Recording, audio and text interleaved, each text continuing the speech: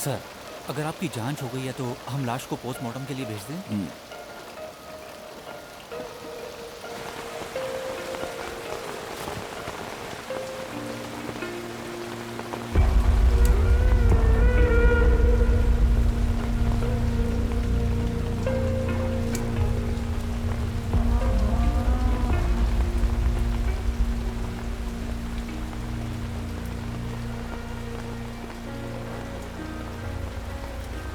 Sir, ये Martin और सलोमी हैं, इस घर के नौकर। इन्होंने पहले देखा सर। आप दोनों कुछ देर के लिए बाहर आ जाइए। सर, आपने कहा था आज आप लीव पर हैं? मैं लीव पर था, लेकिन जयराम सर ने मुझसे कहा कि मैं खुद ही एक बार वहाँ पे जाके देख लूँ। अच्छा, वैसे ये आदमी बहुत ही बड़ा फेमस आर्टिस्ट था ना? कुछ जानते हो इसके बारे में? थोड़ा बहुत जानता हूँ सर। लक्की नाम था इसका। आज से करीब 2 महीने पहले इसका और इसके दोस्तों का एक कंपनी से झगड़ा हुआ था। दोनों पार्टी के लोगों को उस झगड़े में काफ़ी चोट आई थी, और झगड़े में तो सर ऐसा होता ही है। उन्होंने रिपोर्ट फाइल की थी। अच्छा। और उसके बाद पुलिस से कुछ लोग वहाँ गए थे। मेरी भी ड्यूटी वहीं पर थी। आप लोग यहाँ पर कब से रह रहे हो? सर, हम यहाँ 5 साल से काम कर रहे हैं। लकी की माँ के मौत के बाद से हम लोग यहीं पे हैं। सुबह क्या हुआ था बताओ? जब हम आए तब दरवाजा खुला था। जब मैं कॉफी लेकर आई तो सर अपने रूम में नहीं थे। फिर मैं उन्हें इस हाल में देखकर रोने लगी। ये जाकर डॉक्टर को लेकर आए। हाँ सर, डॉक्टर ने चेक करके बताया कि लकी अब नहीं रहा।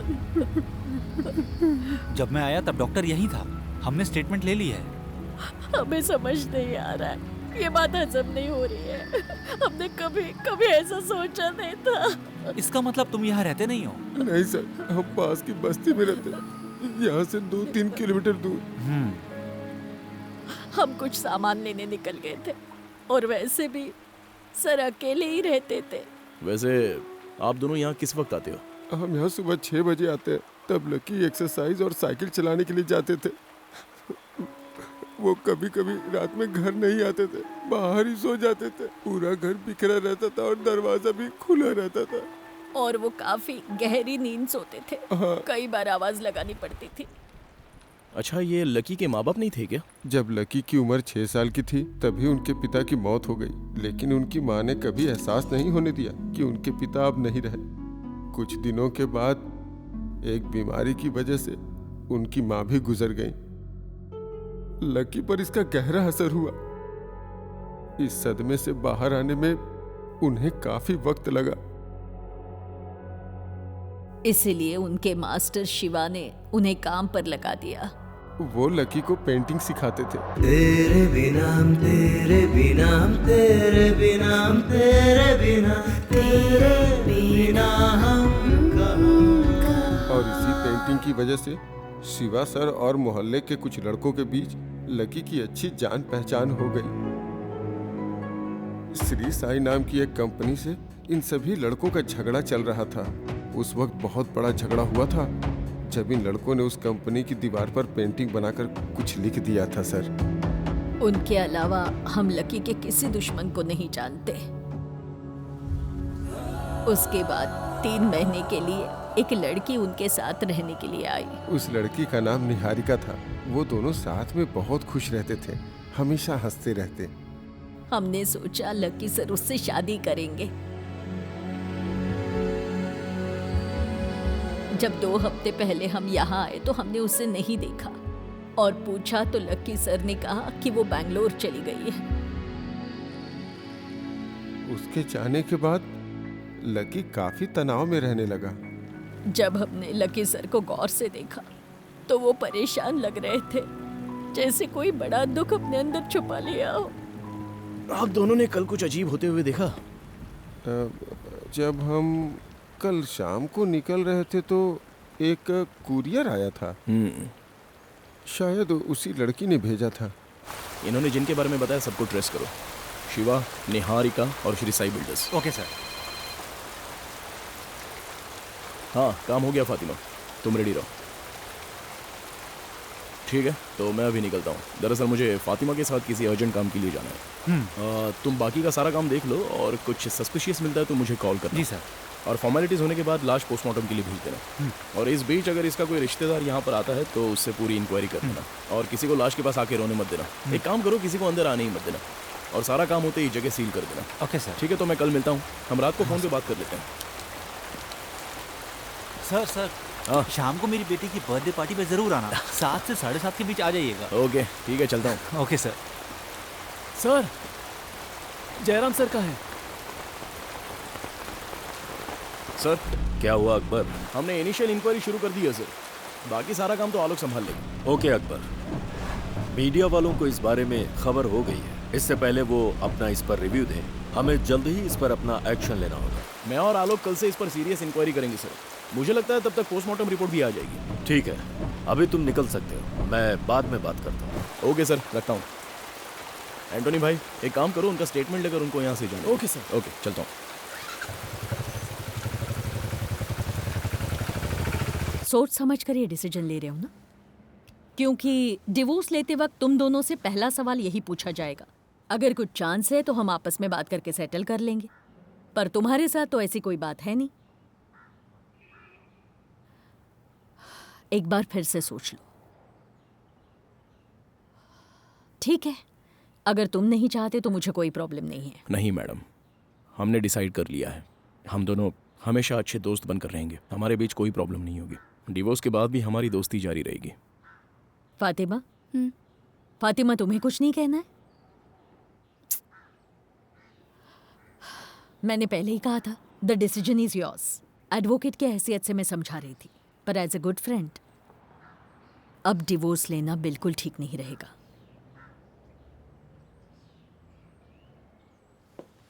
ठीक है, आप केस फाइल कीजिए।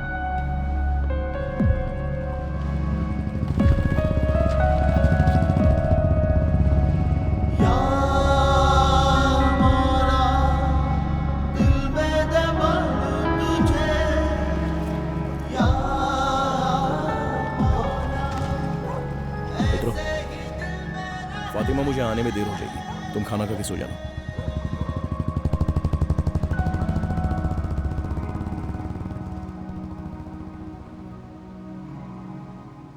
आइए आइए भाई साहब। हैप्पी कौन बर्थडे आया है? बेटा। Thank you. भाई ये साहब, लो। Thank you. हाय। और कैसे हैं? इतनी देर से क्यों आए? थोड़ा काम था। हाँ हाँ, सही कह रहे हो। आपको शुगर तो नहीं है ना? मुझे तो नहीं है, पर अकबर को जरूर होगी। ये दिखता जवान है पर बुढ़ा हो गया है। फातिमा इनकी अच्छे से खबर लेगी। पापा के पास जाओ। पापा हाँ मुझे बेटा, 2 चॉकलेट 2 चाहिए। क्यों 4 मिलेंगे आपको। बच्चे ही हमारी जिंदगी में बदलाव लाते हैं। अगर इन्होंने इस बच्ची को अडॉप्ट नहीं किया होता तो ये लोग आज तक डिप्रेशन की वजह से हॉस्पिटल्स के ही चक्कर लगाते रह जाते। जिंदगी में सिर्फ खून का रिश्ता मायने नहीं रखता। ये तीनों उसके एग्जाम्पल हैं। रिश्ते बनाने के लिए दिल में जगह होनी चाहिए। अपने खुद के बच्चे तो सभी को प्यारे लगते हैं सर। सही है, पर दूसरों को अपनाना आसान नहीं होता। Anyway, let's come to our topic. Alok ने ब्रीफ इंक्वायरी की है। इस केस में मिर्च मसाला लगाने के लिए मीडिया वाले कांटेक्ट कर रहे हैं। So what's your initial thought about it? अभी तक हम कुछ क्लैरिफाई नहीं कर पाए हैं। पोस्टमार्टम रिपोर्ट आने से पहले ही किसी भी कंक्लूजन पर बोलना सही नहीं होगा सर। मैंने भी उन लोगों से यही कहा। मैं यहाँ आ रहा था तो मेरी बेटी ने लकी के बारे में बताया। वो उसके एग्जीबिशन में वॉलंटियर थी। एग्जीबिशन में लकी ने कमाल का इंस्टॉलेशन किया था, लेकिन मुझे वहां पर शहर का कोई भी ऐसा शख्स नहीं दिखा जो थोड़ा बहुत नामचीन हो। लगता है उसकी लाइफस्टाइल कुछ अलग थी। जी हाँ सर, जब वहाँ पर नौकरों से पूछा तो उन्होंने भी यही कहा। सबसे पहले ये खबर जिसे मिली और जिसने मुझे इन्फॉर्म किया वो मनोज है। कुछ दिन पहले लकी से मैं एक शादी के फंक्शन में मिला था। वहाँ उसके साथ एक लड़की भी थी। मुझे उनके रिलेशनशिप के बारे में कुछ नहीं पता नहीं किस कारण उसने जेपी सर से झगड़ा किया। मुझे बस यही पता है, जेपी मतलब जयप्रकाश, टाइम्स मैगजीन में आर्टिकल्स लिखते हैं। हाँ, वो काफ़ी फेमस राइटर है। उस दिन लकी ने उनसे झगड़ा किया और उनके ऊपर काफ़ी सारे आरोप भी लगाए। उसके बाद वो लड़की लकी को ज़बरदस्ती वहाँ से लेके चली गई। मुझे लगता है जेपी सर का कोई ना कोई कनेक्शन होगा। मुझे नहीं लगता कि इसकी वजह कोई रिवेंज है। अगर उसके नौकरों की माना जाए तो वो हमेशा अपनी दुनिया में ही बिजी रहता है। ये घटना बहुत ही अजीब परिस्थिति में हुई है। ऑटोप्सी रिपोर्ट आने के बाद ही पता चलेगा।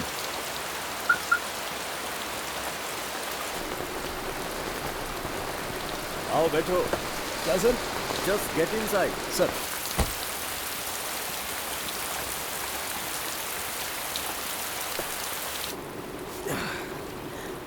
देखो, ये परिवार का मामला है अकबर।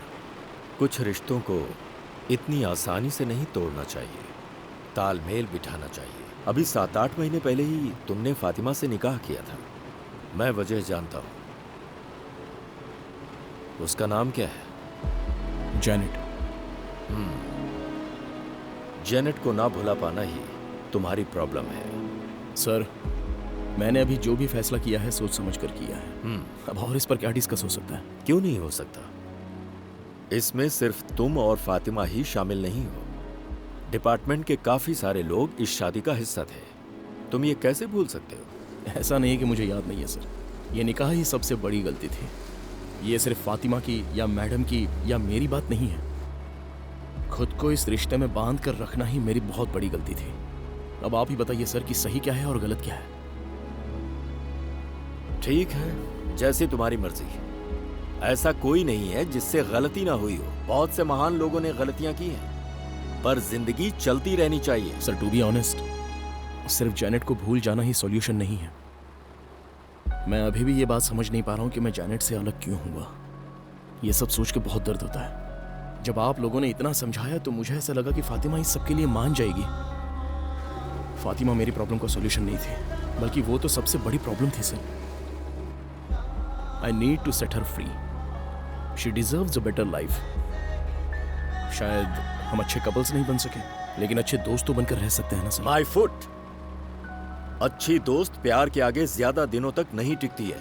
सुनो, जब तुम मेरी उम्र के होगे ना, तब भले ही ये जवानी का जोश ना हो, पर तुम्हें एक दोस्त की जरूरत पड़ेगी जो तुम्हारे सुख दुख शेयर करे। इसीलिए Fatima is your best choice. Got it? वक्त के साथ तुम जेनेट को भूल जाओगे। इस बारे में ध्यान से सोचना। Good night sir.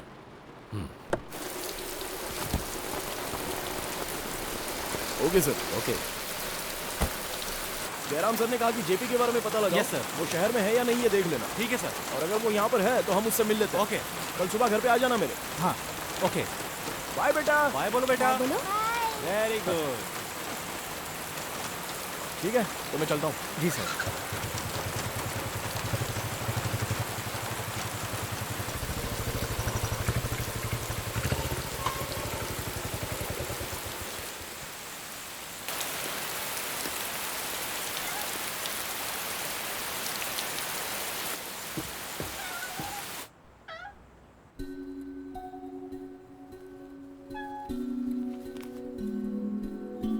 नजरों ने तेरी मेरे दिल को छुआ, चुपके चुपके से अकबर।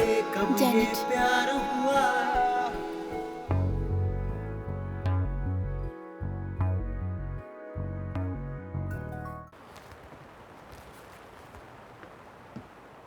लकी इतना फेमस आर्टिस्ट था। हाँ ये सुनकर मुझे आश्चर्य हो रहा है सर। बुरा हुआ। सर जेपी ने आज 3 बजे के बाद हमें मिलने के लिए कहा है। एक बार वापस लकी के घर चलते हैं। ओके। एंटोनी भाई, हाँ। आप सुदेश को फोन करो और उससे चाबी और फाइल वहीं पर मंगवा। हाँ। और उससे ऑटोप्सी रिपोर्ट के बारे में पूछ कर मुझे बता। जी। एंटोनी भाई सर। पोस्टमार्टम रिपोर्ट का क्या हुआ? सर अभी तक आई नहीं है। दोपहर तक सूरज लेकर आ जाएगा सर। सर यहाँ 4 लोगों के फिंगरप्रिंट्स मिले हैं और इनमें से 3 मैच हो गए हैं। लकी, मार्टिन और सलोमी। और ये चौथा एक औरत का है। बेशक ये निहारिका के ही होने के चांसेस हैं। कंफर्म करके बता देना। Okay sir. जरा ये कैब पकड़ना तो।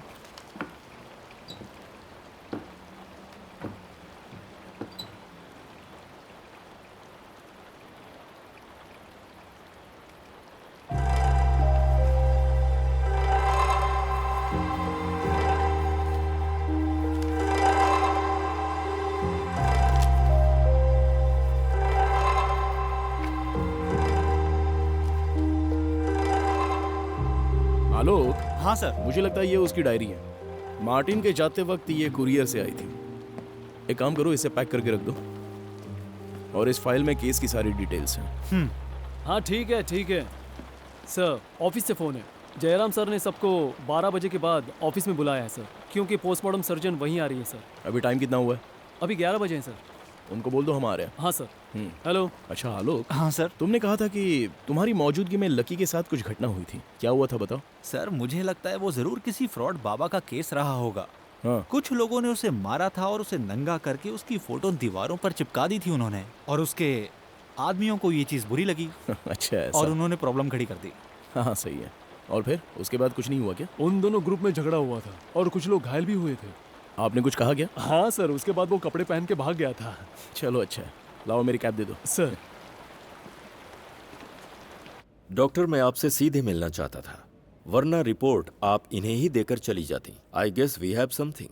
Yes sir, we have found something. उसकी मौत जहर से हुई है और जहर मुंह से शरीर में गया है। हम जहर की पहचान तो नहीं कर पाए हैं, लेकिन it looks like a slow poison. Slow मतलब ये नहीं कि इसमें वक्त लगे, इट्स लाइक अ सेडेशन। इससे मौत होते वक्त इंसान को तकलीफ नहीं होती। इससे बिल्कुल स्मूथ और एफर्टलेस और पेनलेस डेथ होती है। 99% ये सुसाइड केस है, ऐसा मेरा कंक्लूजन है। जितना आपने बताया उतना ही मान लेना ठीक है डॉक्टर? नहीं, और भी कोई कंक्लूजन हो सकता है। Lucky was in his last days. उसकी जिंदगी में सिर्फ 2 या 3 महीने ही बचे थे। उसके दिमाग में ओवर मैच्योर्ड मैलिग्नेंसी थी sir. Are you by any chance suspecting brain cancer? Yes, मुझे जो समझ में आया उसके जीने के चांसेस बस कुछ ही हफ्ते थे। जल्द ही उसकी नेचुरल और दर्दनाक मौत होने वाली थी। यानी मौत के डर से सुसाइड की पॉसिबिलिटीज हैं। सो आई थिंक दैट्स इट। यही बात मीडिया को बताइएगा। क्या कहते हो अकबर? उसके बारे में उसके घर के नौकरों की तो बहुत ही अच्छी राय सुनने को मिली मुझे। अगर सच कहूं तो ऐसे इंसान ने बीमारी के खौफ में ऐसा कदम उठा लिया, ये बात कुछ हजम नहीं हो रही है। मेंटली डिप्रेस्ड पेशेंट ही ऐसा कदम उठाते हैं मिस्टर अकबर। उसकी पास्ट लाइफ को प्रेजेंट से कंपेयर करना ठीक नहीं है। If you guys have nothing else, shall I move? Yes doctor. Sir, here is the report. Thank you doctor. Doctor 1 second, Lucky के शरीर पर किसी भी टाइप का कोई जख्म या फिर इंजुरीज के कोई निशान थे? Nothing relevant. ज्यादा नहीं, पर बॉडी में 2-3 जगह इंजुरीज जरूर थी, पर कहीं भी कोई भी बड़ी इंजुरी तो नहीं थी। सिर्फ कुछ खरोंचें थी, वो भी काफी पुरानी लग रही थी। Okay doctor, thank you.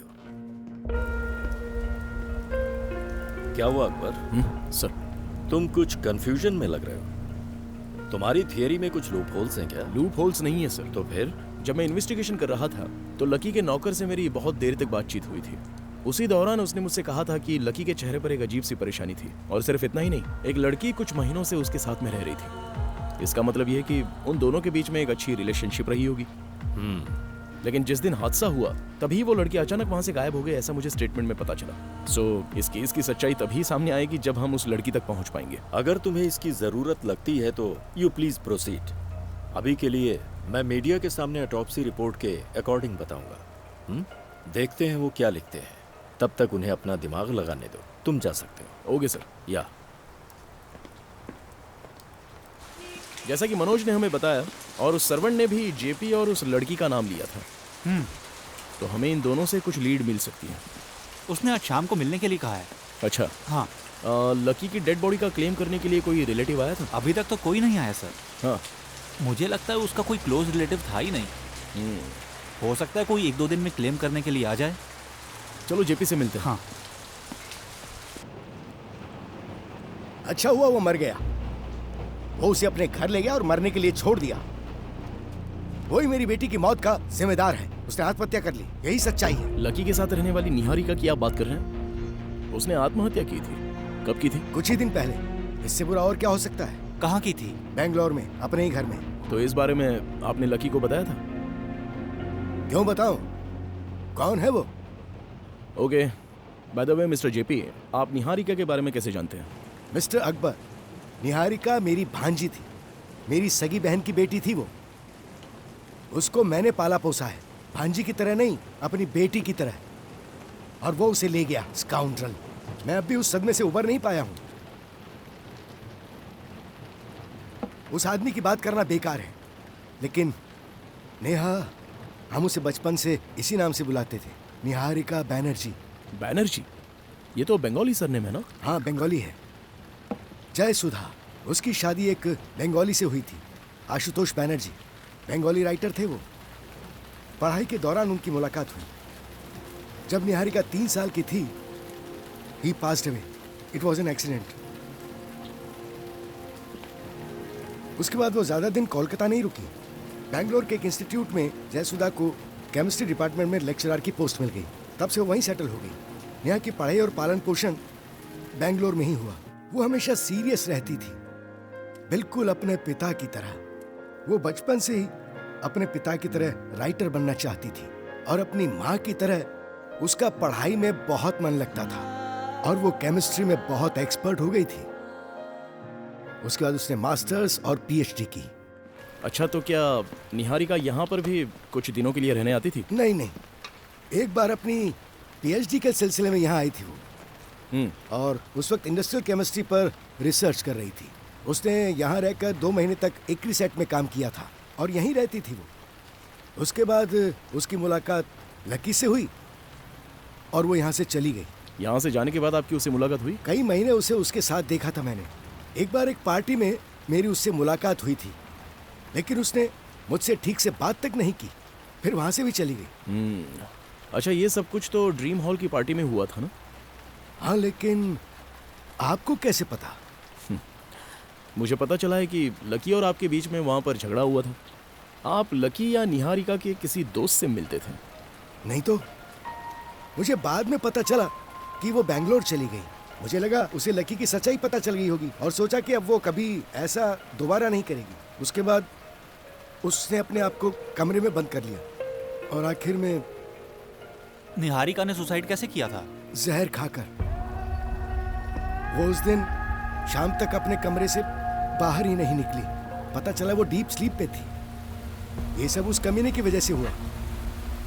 Sir, Neha को उसी ने मारा।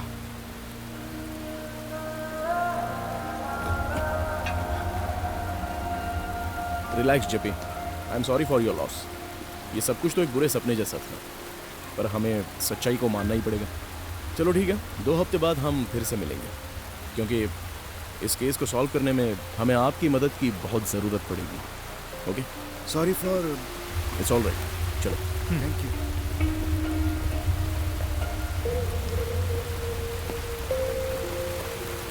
अच्छा सुनो सर। इनसे निहारिका के बैंगलोर का एड्रेस ले लेना। बैंगलोर का? हाँ।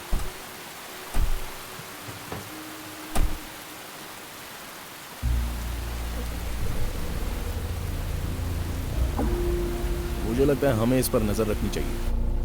बैंगलोर में तुम्हारा कुछ कनेक्शन है क्या? है सर। इस एड्रेस से बैंगलोर के पास के पुलिस स्टेशन को लोकेट करो। उनसे निहारिका की मौत के बारे में पता लगाओ। देखते हैं वो लोग इस मौत के बारे में क्या बताते हैं। Okay sir.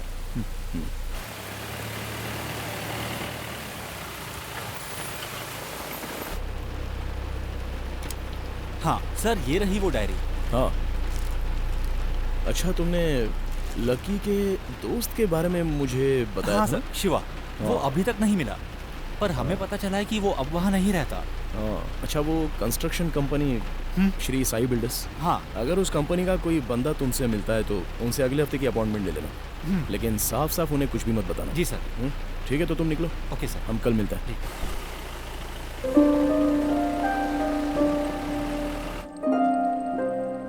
लगता है सर आ गए मैडम।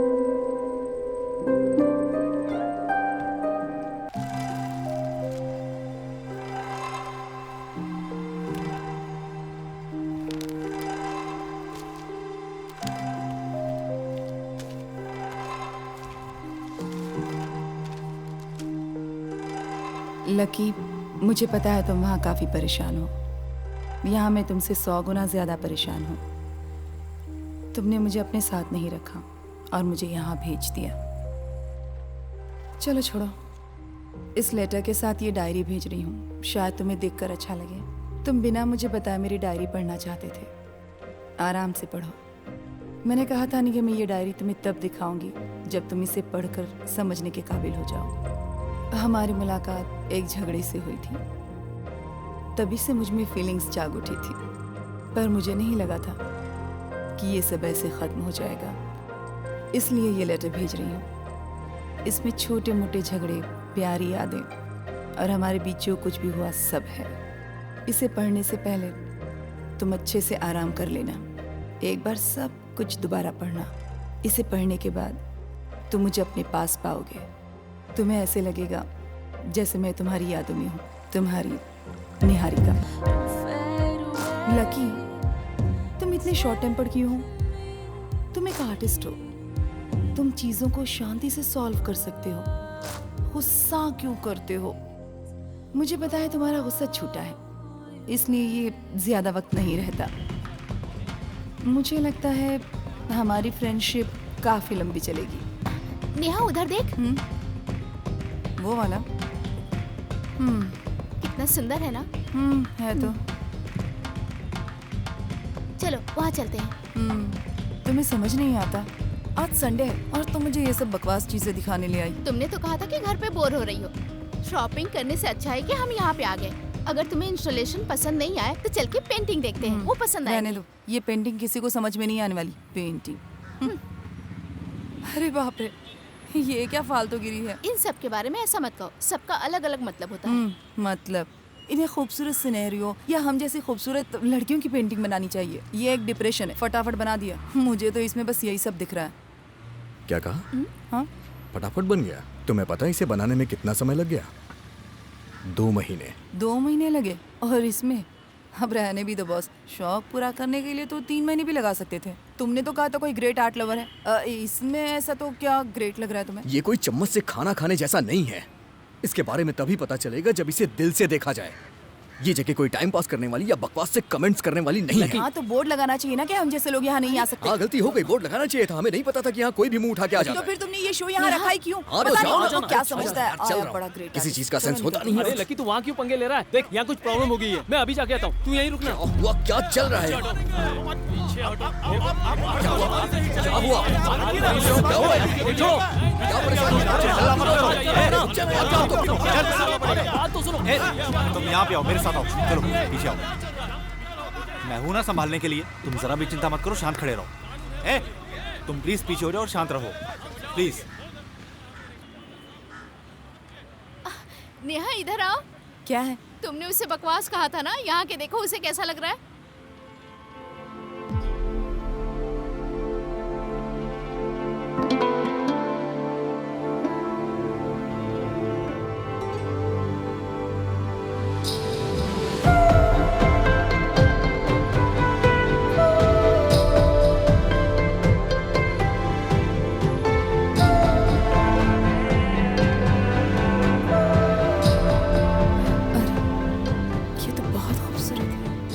बिना सोचे समझे कुछ नहीं कहना चाहिए। तुमने बहुत बड़ी गलती कर दी नेहा। मीना, तुमने देखा ना वो कितना घमंडी और गुस्से वाला है। उससे अपने टैलेंट पे ना कुछ ज्यादा ही घमंड है। अच्छा, तुम हार्ड वर्क करके रिसर्च मटेरियल तैयार करो और अपने प्रोफेसर को दिखाओ, और वो कह दें कि ये सब बकवास है, तो तुम्हें कैसा लगेगा? सच बताना। ऐसा लगेगा जैसे मुझे मार डाला। सही कहा, उसे भी ऐसा ही लगा होगा। सॉरी बोलना होगा ना? हाँ, बोलना तो चाहिए, पर इस बार तुम उसके पास गई ना तो तुम्हें थप्पड़ मारेगा, तो मत जाना, समझ गई ना?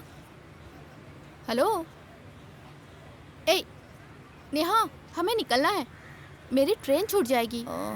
सुनो, हम ना अगले हफ्ते मिलते हैं। अगर मैं उसे सॉरी नहीं बोलूँगी ना तो मुझे चैन नहीं मिलेगा। हम अगले हफ्ते मिलते हैं। ओके बाय, पक्का बाय बाय। हमें उन्हें इतनी आसानी से नहीं छोड़ना चाहिए था। तुम लोगों ने मुझे सपोर्ट क्यों नहीं किया? तुम कभी भी कुछ बात करते हैं। ऐसा करके क्या फायदा? अरे लकी, अच्छा ठीक है, मैं निकलता हूँ। अरे हटना यार। Excuse me. सुनो, क्या चाहिए तुम्हें अभी? शांत हो जाओ। देखो, मैंने बिना समझे और बिना सोचे तुम्हारी पेंटिंग पर कमेंट किया, तो मुझे पता है तुम्हें गुस्सा आ सकता है। So really sorry. बहुत गुस्सा आता है मुझे। हाँ, देखो, तुमने बिल्कुल सही कहा था कि मुझे आर्ट के बारे में बिल्कुल भी नॉलेज नहीं है। वो मेरी फ्रेंड थी ना, वही मुझे लेकर आई थी। वो चली गई, वरना उसकी ट्रेन मिस हो जाती। मैं सच कह रही हूँ, फिर से कभी ऐसा नहीं कहूँगी। पक्का? हाँ तुम दोबारा आर्ट एग्जीबिशन में नहीं जाओगी? हाँ। और अगर गई भी तो फालतू के कमेंट्स नहीं करोगी। हाँ। अगर तुम इसके लिए तैयार हो तो मैं कॉफी के लिए तैयार हूँ। हाँ ओके। मेरा नाम निहारिका है, क्लोज फ्रेंड्स मुझे नेहा कहते हैं। मैं यहाँ यूनिवर्सिटी में रिसर्च के काम से आई हूँ। लकी, जितने भी करीबी हैं सब मुझे इसी नाम से बुलाते हैं। मैं यहीं रहता हूँ, काम तो जान ही गई हो। जो मैंने कहा उसके लिए मैं फिर से सॉरी कहूँगी। हाँ, मैंने उसे जब ध्यान से देखा तब समझ में आया कितनी मेहनत का काम है ये। चलो माफ किया, उसमें कोई गलती ही नहीं थी। हम सब एक जैसे होते हैं, जो पसंद नहीं आता उसकी बुराई करते हैं। पीठ पीछे बुराई करना हमारी आदत हो गई है। देखो, मुझे लगता है कि तुम एक आर्टिस्ट हो, तुम्हें इस तरह की बातें सुनने के लिए आदत होनी चाहिए। I mean, लोग क्रिटिसाइज तो करेंगे ही ना, मतलब सबको ये अच्छा नहीं लगता। हे, ये बातें मेरे लेवल की नहीं है। मैं बिल्कुल साधारण हूँ, लोकल। पहले जैसा तुमने कहा मैं वैसा ही हूँ, इसलिए मुझे गुस्सा जल्दी आता है। बहुत से लोग मेरे जैसे हैं, उनका गुस्सा जल्दी शांत नहीं होता है, पर मेरा हो जाता है। और यही उनमें और मुझमें डिफरेंस है कि मुझे गुस्सा ज्यादा आता है। इसलिए मैं तुमसे माफी मांगता हूँ। ज्यादा नहीं, बहुत ज्यादा गुस्सा आता है।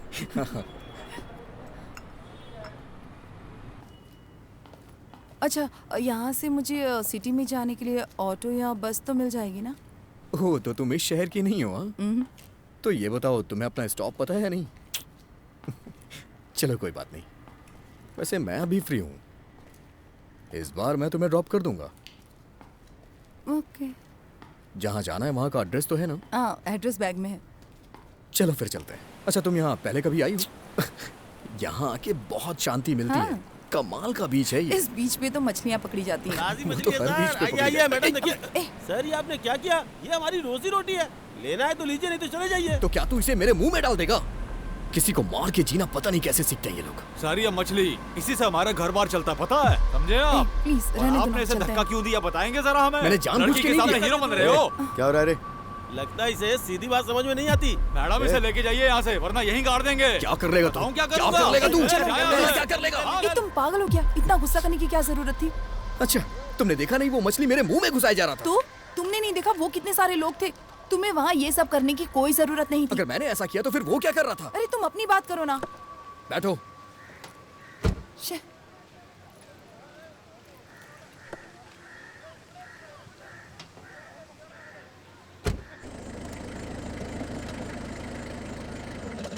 ये तो मिस्टर जेपी का घर है। हाँ। निहारिका, मैंने तुमसे कहा था ना, मैं दरअसल अपने गुस्से पे कंट्रोल नहीं कर पाता।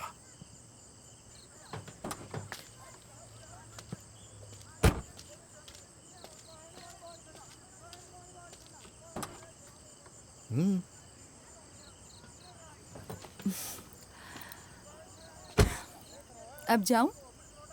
Okay, bye. ओके। नेहा, ये बैंगलोर नहीं है। यहाँ इस शहर में ये सब नहीं चलता है। ये कोई धर्मशाला नहीं है जहाँ तुम अपनी मर्जी से आ जा सकती हो। ये मेरा पर्सनल मामला है। मैं तुम्हारे मामले में दखल नहीं दूंगा, पर जब तक तुम इस घर में हो तब तक तुम मेरी जिम्मेदारी हो। ऐसा ही चलता रहा तो मुझे तुम्हारी मॉम से बात करनी पड़ेगी। मुझे भी मॉम से बहुत सारी बातें करनी है, पता है आपको। बिना मतलब बात को बढ़ाइए मत। आपको पता है ना, मैं सारी बातों को भुलाकर यहाँ पर रहने आई हूँ, वो भी मॉम के कहने पर। जैसे ही अच्छी जगह मिल जाएगी मैं तुरंत यहाँ से चली जाऊंगी। तब तक मेरे मामलों में बीच में मत आइए। नेहा, से चिल्लाते कितना है।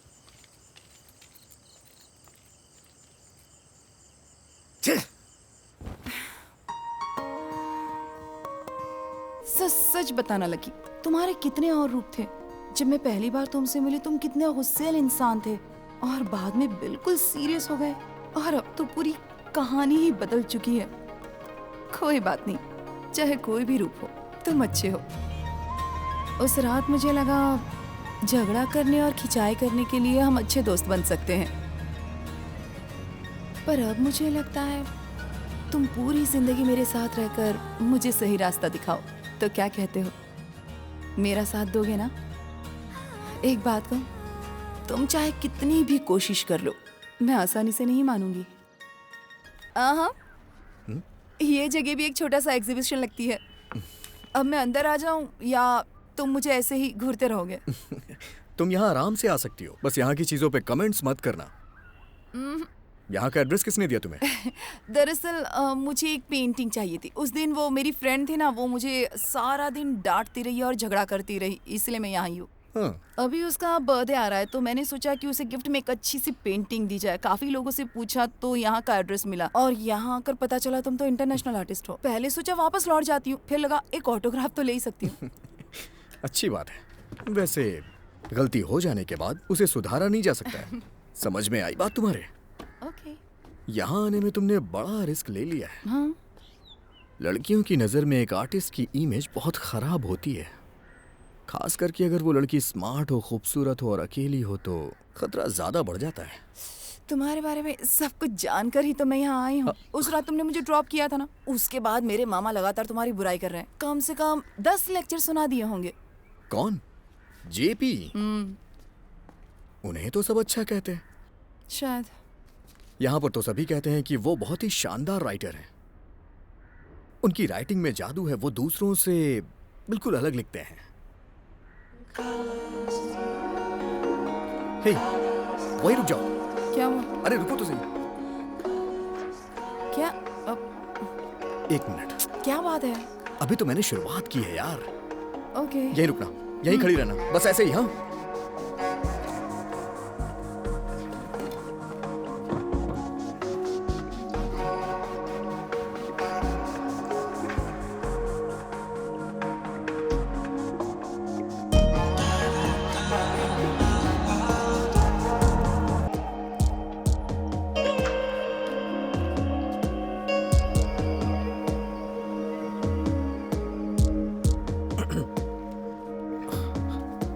थोड़ा इस तरफ, इस तरफ, इस तरफ।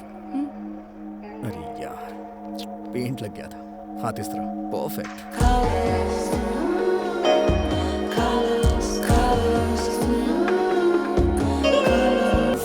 लग बहुत हो चुका। हाँ, बस हो ही गया है। मैं एक जगह खड़ी नहीं रह हो गया सकती। है, फाइनल टच दे रहा हूँ। अरे नहीं, ये आंखों में आंसू क्यों बनाए? तुम रो नहीं रही थी क्या? नहीं तो मैं कहाँ रो रही थी, मैं तो हंस रही थी ना। तुम सिर्फ मेरे सामने हंसने का दिखावा कर रही थी, मैं अच्छी तरह से जानता हूँ। ये तुम क्या कह रहे हो लकी? ये आर्ट कोई बच्चों की ड्राइंग नहीं है जो देखा और रंग भर दिया। मैं देखता नहीं बल्कि इमेजिन करता हूँ कि उसके पीछे क्या है। तुम्हारे चेहरे पे स्माइल के साथ साथ आंसुओं को भी देख लिया। तुम कुछ तो सोच के परेशान हो और वो परेशानी दिखाना नहीं चाहती। कोई परेशान होता है तो चेहरे का रंग बदल जाता है और वही तुम्हारे साथ भी हो रहा है। जैसे अभी तुम्हारे चेहरे का रंग गुलाबी हो गया है और फिर बाद में लाल हो जाएगा, जबकि इसका असर तुम्हारी आंखों पे बिल्कुल भी नहीं पड़ रहा। तुम्हारा चेहरा कुछ और कह रहा है, लेकिन पता नहीं क्यों मुझे ऐसा लग रहा है कि तुम्हारी आंखें कुछ और कहना चाहती हैं। तुम अपने आंसुओं को गिरने से बचाने की कोशिश कर रही हो, लेकिन एक आर्टिस्ट सब कुछ देख लेता है। इसी को तो एक आर्टिस्ट की इमेजिनेशन कहते हैं। एक आर्टिस्ट से अपनी फीलिंग्स कोई नहीं छुपा सकता है। तो क्या कहती हो तुम? मैंने सही कहा ना? तुम भी तो कुछ ऐसा ही कर रही थी। क्यों अपनी फीलिंग्स मुझसे छुपाने की कोशिश? लेकिन मैंने तुम्हारी आंखों को देख के तुम्हारी फीलिंग्स समझ ली थी। सच कह रहा हूं ना? ये तस्वीर ही तुम्हारी सच्चाई है ना?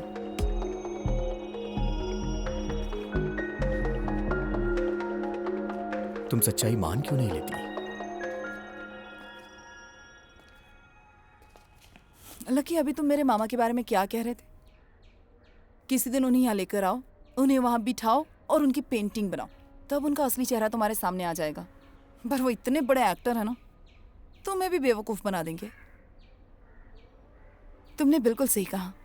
मैं वहां खड़ी रहकर उसी के बारे में सोच रही थी। उसने मेरा पूरा बचपन बर्बाद करके रख दिया। उसके बारे में सोचकर ही मुझे घिन आती है।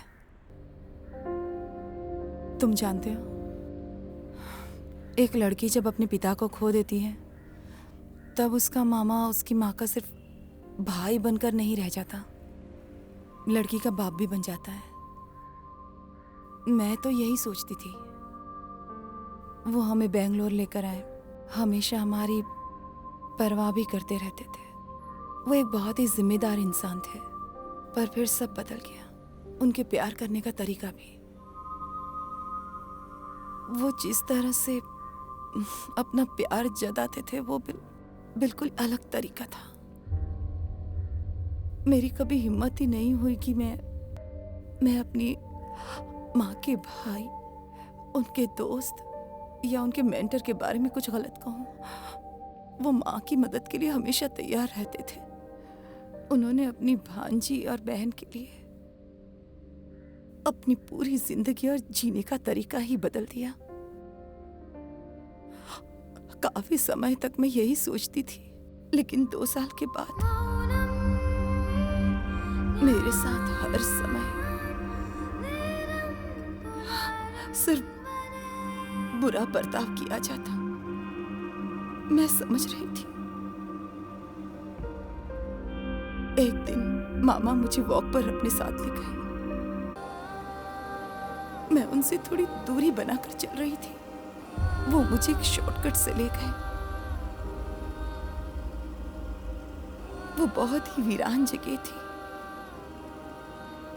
उससे ज्यादा मैं लाइफ में कभी नहीं चली थी। और उस दिन मुझे अपनी दिल की धड़कनें सुनाई दे रही थी। मुझे कुछ समझ में नहीं आया, पर जिसका मुझे डर था वहां ऐसा कुछ नहीं हुआ। वो अपने घुटनों के बल बैठ गए और जो गलतियां उन्होंने की थी उसकी मुझसे माफी मांगने लगे। उन्होंने मुझसे रिक्वेस्ट की कि मैं इस बारे में अपनी मॉम को ना बताऊं। लकी उस पल में मैं बहुत कंफ्यूज हो गई थी और डिस्टर्ब भी थी। उन्होंने उस दिन मुझसे कुछ भी नहीं कहा। मैं इसके बारे में मॉम को सब बताने वाली थी, पर फिर मैंने सोचा वो मुझे इतनी दूर यहाँ लाए और अपने घुटनों के बल गिरकर मुझसे इस तरह माफी मांग रहे हैं,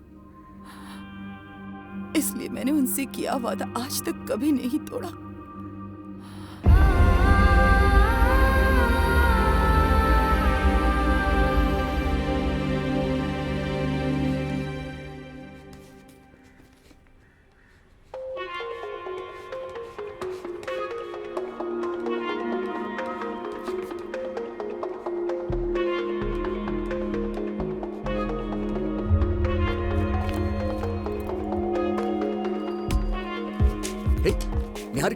निहारिका रुको तो, लकी हटो।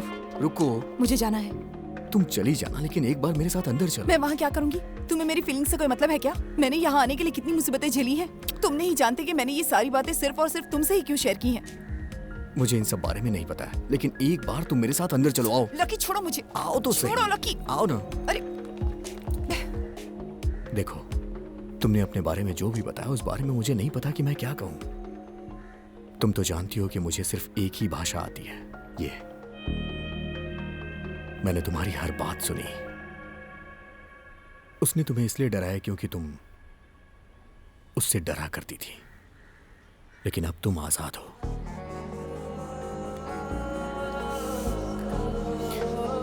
Thank you. अब बताओ, तुम्हें अपने दोस्त को कौन सी पेंटिंग देनी है? अपनी फ्रेंड को गिफ्ट में पहले ही दे चुकी हूँ। तुम हंस क्यों रहे हो? कुछ नहीं। अच्छा, अब मैं चलती हूँ। Okay, bye. बाय।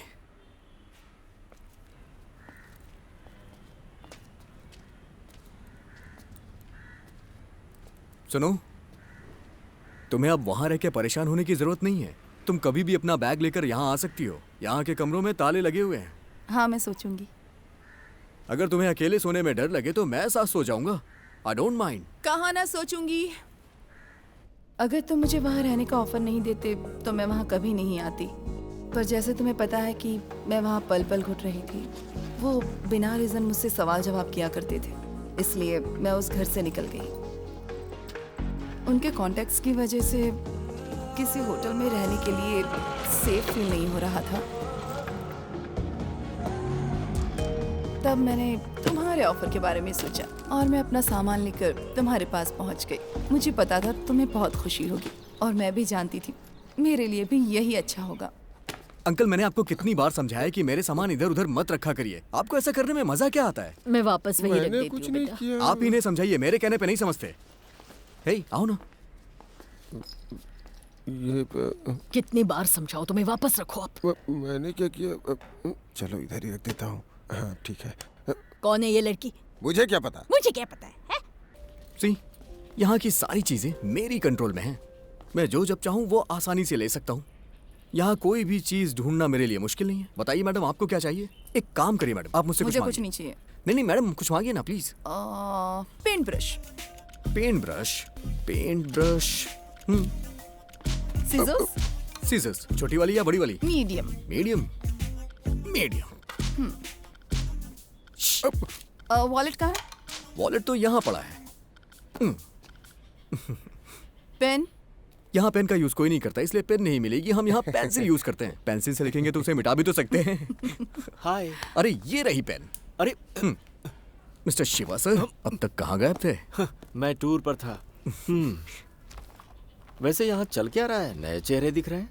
हेलो, कौन है ये? अभी मिलाता हूँ। ये है निहारिका। हाँ। सिर्फ निहारिका नहीं, निहारिका बैनर्जी। लेकिन जो लोग इनके क्लोज होते हैं वही इनको नेहा बुला सकते हैं। अच्छा। दरअसल ये यहाँ यूनिवर्सिटी में रिसर्च करने के लिए आई हैं। अच्छा अच्छा। नहीं, वो मेरा पेन। हाँ। अरे इनसे तो मैंने आपको मिलवाया ही नहीं। ये है मिस्टर मार्टिन, मैं इन्हें अंकल कहता हूँ, और ये सबसे अलग है। पूरा घर इन्हीं के कंट्रोल में रहता है। वो आवाज सुनी? सलोमी आंटी। सलोमी आंटी अंकल की धर्मपत्नी है। अच्छा लकी, तुम उसके बारे में बोल रहे हो? उन्हीं के बारे में। और ये हैं mister Shivshankar, artist, writer, traveller, कुछ भी कह सकते हैं। सच कहूँ तो ये मेरे गुरुजी हैं। सब कुछ मैंने इन्हीं से सीखा है। ये ज्यादा हो गया। ये सब कुछ मैं अपनी जीविका चलाने के लिए करता हूँ। सलोमी जी, हाँ जी। कॉफी पियोगी ना? 2 कॉफी। आपका घर कहाँ है? बैंगलोर में। कब से जानती हैं आप इसे? ज्यादा नहीं, बस 2 हफ्तों से। हाँ। अगर देखा जाए तो इसकी जिंदगी में मुझे लेकर पूरे 10 लोग आ चुके हैं। हाँ हाँ हाँ, लेकिन सबसे ज्यादा क्लोज मैं ही रहा हूं इसके। सालों से अपनी दोस्ती है। और उसकी इसी लिस्ट में तुम्हारा भी नाम जुड़ गया है। पर मैं यहाँ कुछ हफ्तों के लिए पेइंग गेस्ट के तौर पर रहूंगी। तुम सिर्फ पेइंग गेस्ट ही नहीं, उसकी जिंदगी में और भी कुछ हो। उसने जरूर तुम्हारे बारे में कुछ सोच रखा होगा। मैं उसे बचपन से जानता हूँ। उसे आज तक कभी किसी चीज की कमी नहीं हुई। वो सभी को हंसाने की कोशिश करता रहता है, पर मेंटली थोड़ा कमजोर है। उसे जानना बहुत जरूरी है। वैसे तुम जब तक चाहो यहाँ आराम से रह सकती हो। एक साथ अपनों की मौत का सदमा वो बर्दाश्त नहीं कर पाया। वो 10 साल का था जब उसके पिता की मौत हुई। इस सदमे से वो आज तक नहीं उबर पाया। हमें लगा था कि धीरे धीरे सब ठीक हो जाएगा, पर वो सदमा अब उसके दिल में पूरी तरह से मौत का खौफ बन चुका था।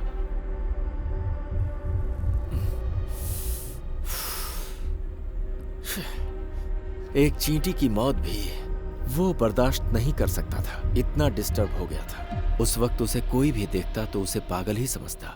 लेकिन इस बीच उसकी माँ ने उसे बहुत सहारा दिया।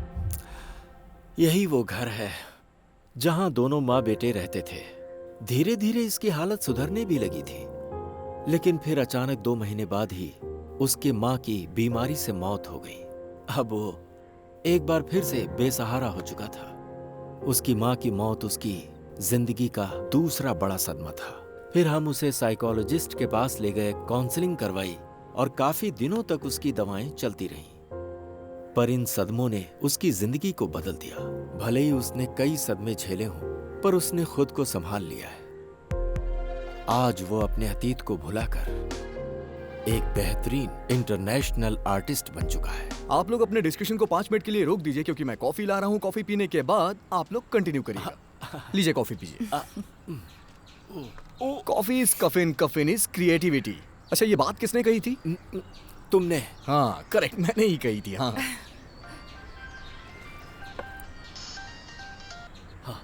हेलो, क्या कहा? हेलो, मैं यहाँ कॉफी पीकर सीधा आ रहा हूँ। तुम वहीं पर इंतजार करो। अरे मैंने कहा ना, मैं आ रहा हूँ। वापस मत जाओ। हाँ समझ गए, मैं आ रहा हूँ मैं। कौन है? अरे मेरा ड्राइवर है, मुझे छोड़ने आया था, अब वो जा रहा है। ड्राइवर? कब से? अरे जल्दी ही रखा है। मैं इसे ले जा रहा हूँ। हाँ बाय बेटा, मिलता हूँ। बहुत अच्छी लड़की है, इससे झगड़ना मैं मत। उसके साथ अच्छे से रहूंगा, आप परेशान मत होइए। ओह संभालना। हाँ। तो ये है आपका ड्राइवर। लगता है तू बहुत जल्दी में है। अंदर क्यों नहीं आया तू? कुछ नहीं, ऐसे ही। कुछ नहीं? ये तुमसे किसी बात पर नाराज है। तुम साथ आ रहे हो या नहीं? अरे मैं यहीं तो हूँ। मुझसे नाराज क्यों है तू? अरे, आखिर बात क्या है ये तो बता। बोला ना कोई बात नहीं। तो फिर तू अंदर क्यों नहीं आया? लो, टूर प्रोग्राम तुमने ही तो बनाया था, तुम भूल गए, इसीलिए ये नाराज है।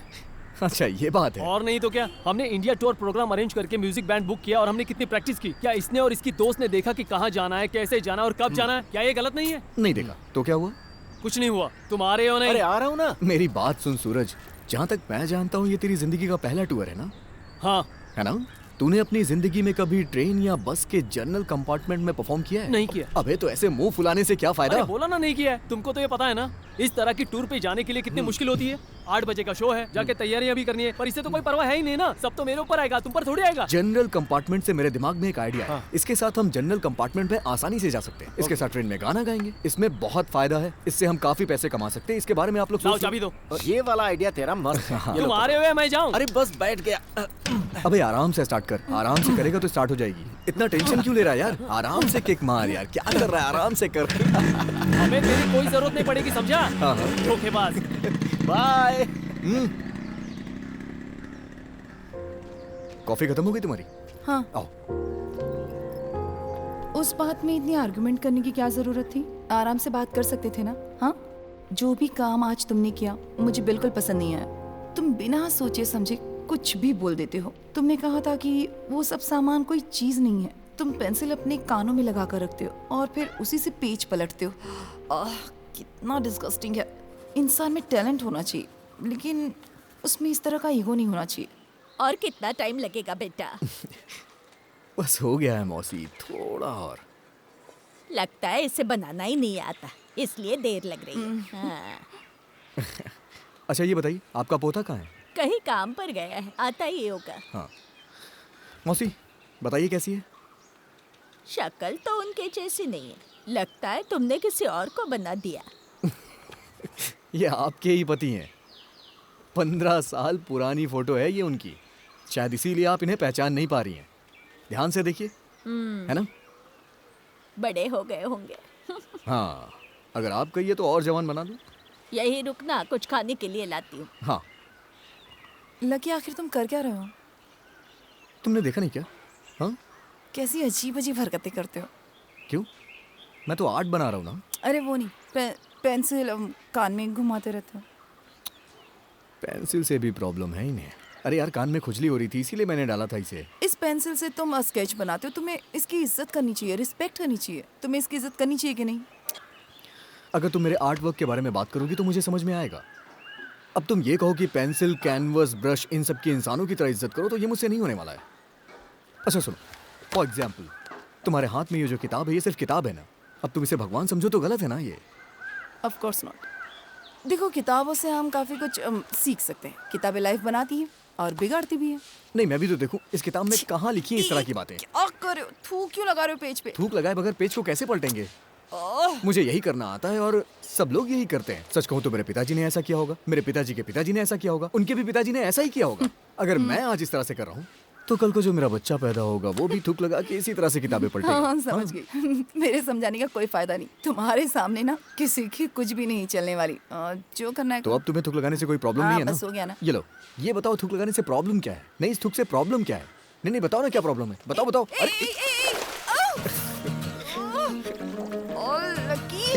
थूक लगाने के चक्कर में तुम पानी में गिर गई। 1 मिनट दे रहा हूँ। जल्दी 1 मिनट दे रहा हूँ, रुको रुको। अरे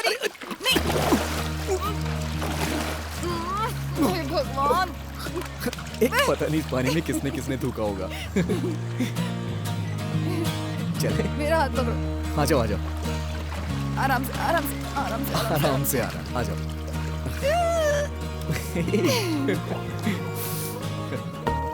एक बार मैंने ऐसे ही सड़क पर छोटे छोटे बच्चों के साथ कोलकाता की सड़कों पर बहुत एंजॉय किया था।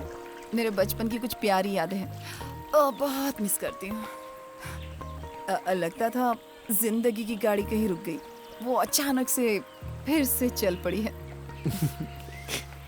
Thank you. वेलकम। नहीं चाहिए।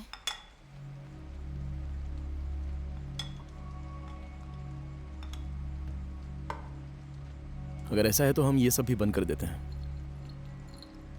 कल से मैं खाना बाहर ही खा लिया करूंगा। अब मैंने ऐसा क्या कर दिया? जानकी, जाके मेरे रूम की खिड़की बंद कर दो। फातिमा तुम बहुत ज्यादा बदल रही हो। हमने तो अच्छे दोस्त की तरह अलग होने का फैसला किया है ना। तुम्हें बताने के बाद ही मैंने सारे पेपर्स फाइल किए थे। लेकिन तब से तुम कुछ अलग ही बर्ताव कर रही हो। देखो ना, कितने दिन बीत गए हैं, तुमने मेरी आंखों में आंखें डालकर ठीक से बात भी नहीं की। फातिमा, मैंने तुमसे कोई बात नहीं छुपाई है और शादी से पहले तुम्हें सब कुछ बता भी दिया था, मेरी जिंदगी में क्या क्या हुआ था, सब कुछ। और यह भी कहा था कि हमारी मैरिड लाइफ अच्छी नहीं होगी। तुम्हारे साथ शादी के लिए हाँ कहना ही बड़ी गलती थी मेरी। मैंने कहा भी था कि अलग होना ही हम दोनों के लिए अच्छा रहेगा। मेरे लिए अच्छा रहेगा? दिल से कहो कि ये सब तुम मेरे अच्छे के लिए ही कर रहे हो। मैंने सिर्फ तुम्हारे लिए ही उन पेपर्स पे साइन किया था। मुझे लगा कि तुम्हें खुशी होगी। तुमने जो कहा सही है। तुमने मुझसे कभी कुछ नहीं छुपाया। मैंने चैलेंज समझ के तुम्हारे साथ निकाह के लिए हाँ कर दी। तब मुझे लग रहा था कि मैं तुम्हें बदल दूंगी, पर मैं ऐसा नहीं कर पाई क्योंकि तुम बदलना ही नहीं चाहते। मेरी सोच ही गलत थी। हम यहाँ वो बिल्ली और फोटोज लेकर आए ताकि तुम्हारी यादें तुम्हारे साथ हो। अकबर, तुम अपनी पुरानी यादों के साथ ही जीना चाहते हो और मेरे यहाँ रहने से तुम्हें तकलीफ होती है। तभी तो तुम मुझे तलाक देना चाहते हो ना अकबर। इसलिए मैं भी तुम्हारी मदद कर रही हूँ।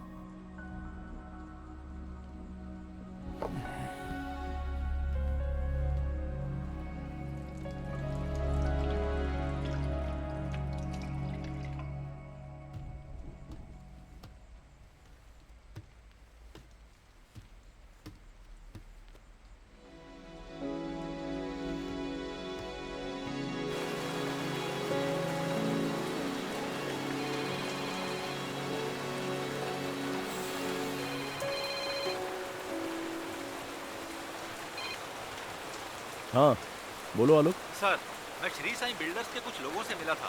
उनकी एमडी सिर्फ आज रात ही शहर में है। वो कल दुबई के लिए निकल रही हैं और वो कम से कम 2 हफ्ते बाद वहाँ से लौटेंगी। अभी वो अपने गेस्ट हाउस में ही हैं। उन्होंने कहा अगर काफी अर्जेंट है तो आज मिल लेते। हम आज ही उससे मिलेंगे। मैं बस 10 मिनट में रेडी हो जाऊंगा। Okay sir. तुम यहाँ आकर मुझे पिक करो। Okay sir. ओके, आ जाओ।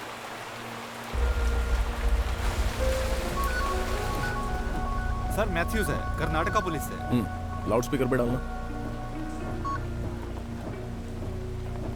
हेलो। हेलो आलोक, जिस केस के बारे में तुमने बताया था मैंने इंक्वायरी की है। वो एक सुसाइड था। स्टेटमेंट में लिखा है कि जब पुलिस रूम में गई थी तो उसकी मौत हो चुकी थी। पोस्टमार्टम रिपोर्ट में था किसी कंपाउंड पॉइजन की वजह से मौत हुई है। हमारी टीम ने पॉइजन की बोतल और कुछ ड्रॉप्स कलेक्ट की है। स्पॉट पे हमें इसके अलावा कुछ भी ऐसी सस्पिशियस चीज बरामद नहीं हुई। उसकी माँ का जो स्टेटमेंट था वो भी अनयूजुअल जैसा था। वो अपना रिसर्च पूरा किए बिना ही बेंगलोर अपनी माँ के पास वापस आ गई थी। जब से वो वहाँ से वापस आई थी तब से वो काफी मायूस रहने लगी थी। उसकी माँ का कहना था कि वो घर से बहुत कम बाहर निकलती। ओके। हमने उसके मामा जेपी का भी स्टेटमेंट लिया था। निहारिका की माँ के कॉल करने पर वो इस घटना के 1 दिन पहले ही बेंगलोर आया था। उसने बताया कुछ दिन पहले निहारिका का एक लड़के के साथ अफेयर चल रहा था। ये सारी चीजें पुलिस इंक्वायरी में सामने आई। पर एक बात साफ है, उसके फैमिली मेंबर्स इस केस में बहुत ज्यादा इंटरेस्ट नहीं ले रहे थे, इसलिए ये केस क्लोज करना पड़ा। ओके मैथ्यूज, अभी के लिए इतना काफी है। ठीक है। हमारे डॉक्टर ने भी यही बताया था, दोनों की बॉडी में एक ही जहर था। तुमने यहाँ कुछ अजीब बात ऑब्जर्व की? निहारिका की मौत के दिन जेपी बेंगलोर में ही था, लेकिन जब हमने उसे पूछा था तब उसने ऐसा नहीं बताया। क्या आपको ऐसा लगा सर कि वो जेपी हमसे कुछ छुपा रहा है? सिर्फ इतना ही नहीं, एक बात और भी है, मैं बताता हूँ। गाड़ी स्टार्ट करो। तो आप लकी को नहीं जानती हैं, है ना? ऑफिसर, जब आपने अभी उसका नाम लिया तब जाके मुझे पता चला कि वो पेंटिंग लकी ने ही बनाई थी। एक्चुअली वो प्रोजेक्ट हमारी टीम की बहुत बड़ी गलती थी। सच कहूँ तो उस पेंटिंग ने हमें दोबारा सोचने पे मजबूर कर दिया और हमने प्रोजेक्ट ड्रॉप कर दिया। आप इस बारे में न्यूज़ में देख सकते हैं। आज वही दीवार शहर की रौनक बन गई है। आप कह रही हैं कि उस दिन तक आपने उसके बारे में कोई इंक्वायरी नहीं की? आशुतोष, ये बैग ले जाओ यहाँ से। Okay ma'am. यस, हमारे इंक्वायरी करने से पहले ही ये मैटर टॉकिंग पॉइंट बन गया था और जैसा कि मैंने कहा, गलती हमारी तरफ से हुई थी, इसलिए उसे सुधारने की जिम्मेदारी भी हमारी थी। जैसा टीवी न्यूज़ में दिखाया गया है, हमारी फर्म इतना बुरा काम नहीं करती, हमेशा फेयर डील करती है और साथ में ढेर सारे सोशल वर्क भी करती रहती है, लेकिन मीडिया को ये सारी चीजें दिखाई कहाँ देती है। वैसे यहाँ से जाने के बाद आप वापस कब आएंगी? मैम, ये जयप्रकाश है ना? हाँ जी। जयप्रकाश को आप कैसे जानती हैं? जेपी मेरे बहुत अच्छे फ्रेंड है और बहुत अच्छे वेल विशर भी। जेपी कुछ दिनों के लिए बैंगलोर चले गए थे, इसलिए उनकी बहन भी वहीं सेटल हो गई। हमारी मुलाकात वहीं हुई थी। आप भी बैंगलोर में रहती थी? हाँ जी, मैं भी पहले वहीं रहती थी। यहाँ का इंचार्ज मेरा एक पार्टनर था, मुझे उससे कभी कोई प्रॉब्लम नहीं हुई। आपका वो पार्टनर जेपी था? ऐसा नहीं है, वो बस मेरे एक अच्छे दोस्त और वेल विशर हैं, बस इतना ही। Okay miss Sai Priya, thanks for your time. वैसे आपको तकलीफ हुई हो तो sorry. No worries at all. मुझे वापस आने में 1 महीना लग जाएगा, इसलिए मैंने आज मिलने को कहा था। ओके। जेपी से इसका कुछ ना कुछ कनेक्शन जरूर है। उसने जो कुछ भी बताया उसमें कुछ गलत नहीं है।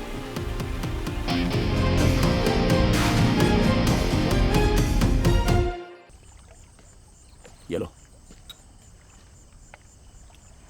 सिगरेट चाहिए? नहीं सर। क्यों?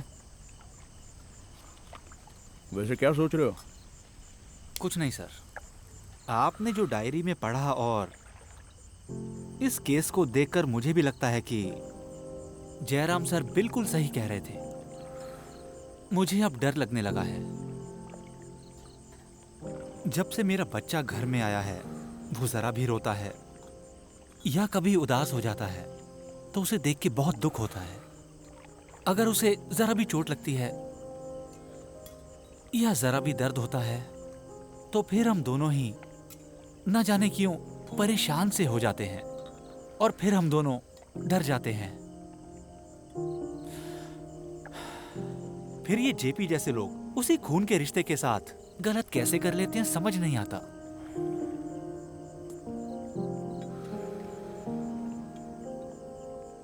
अगर बच्चे के साथ कुछ गलत हो तो पेरेंट्स को ध्यान देना चाहिए ना। सर, आपने जेपी की लिखी हुई बुक पढ़ी है क्या? अपने आप को देवता बताता है। इसकी तो उसे बाद में देख लेंगे, अभी चलो।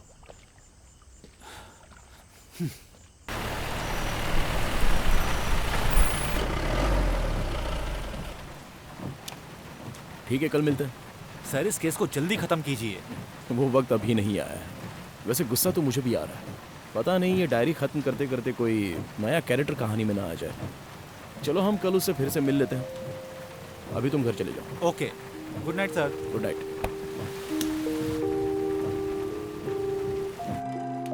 लकी, तुम्हारी तरह लोगों की जिंदगी भी एक खुली किताब है। तुम्हारी ये सोच गलत है, तुम्हें इसे बदलना होगा। तुम्हें अपनी प्राइवेसी की वैल्यू करनी चाहिए।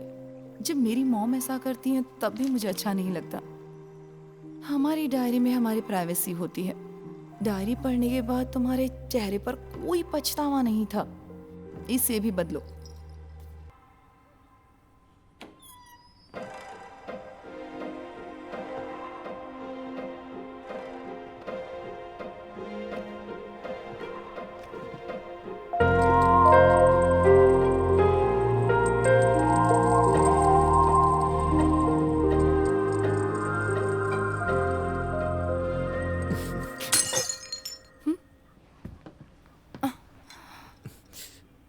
नहीं रहने दो, कांच लग जाएगा। मैं साफ करती हूँ। अरे नहीं, कोई बात नहीं। मैंने कहा ना मैं करती हूँ। हटो हटो।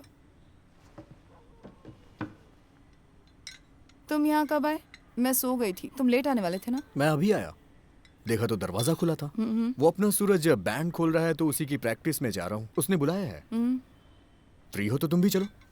कभी चलना हो तो अभी चलो। ठीक है। ओके।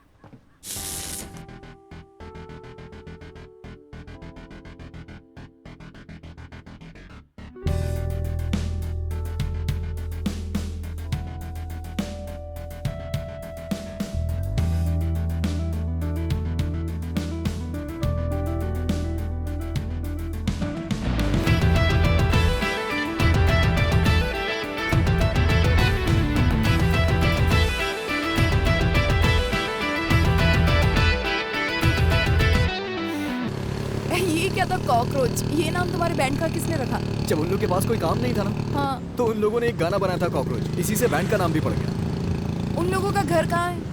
वो आज का बर्थडे बॉय था ना, रोहन। हाँ। सुरभि और रोहन दोनों अनाथ आश्रम में ही पले बड़े हैं। हाँ। जब मैं उनके साथ घूमता था तो शिव सर मुझे यहाँ लेके आए थे।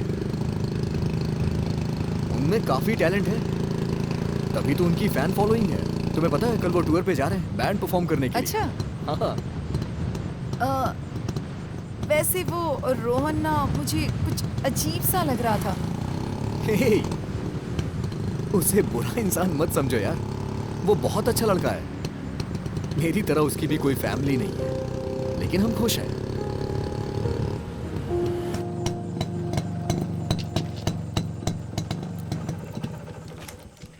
अच्छा, उसके गले में वो की रिंग कैसी थी? काफी ध्यान दिया तुमने उस पे।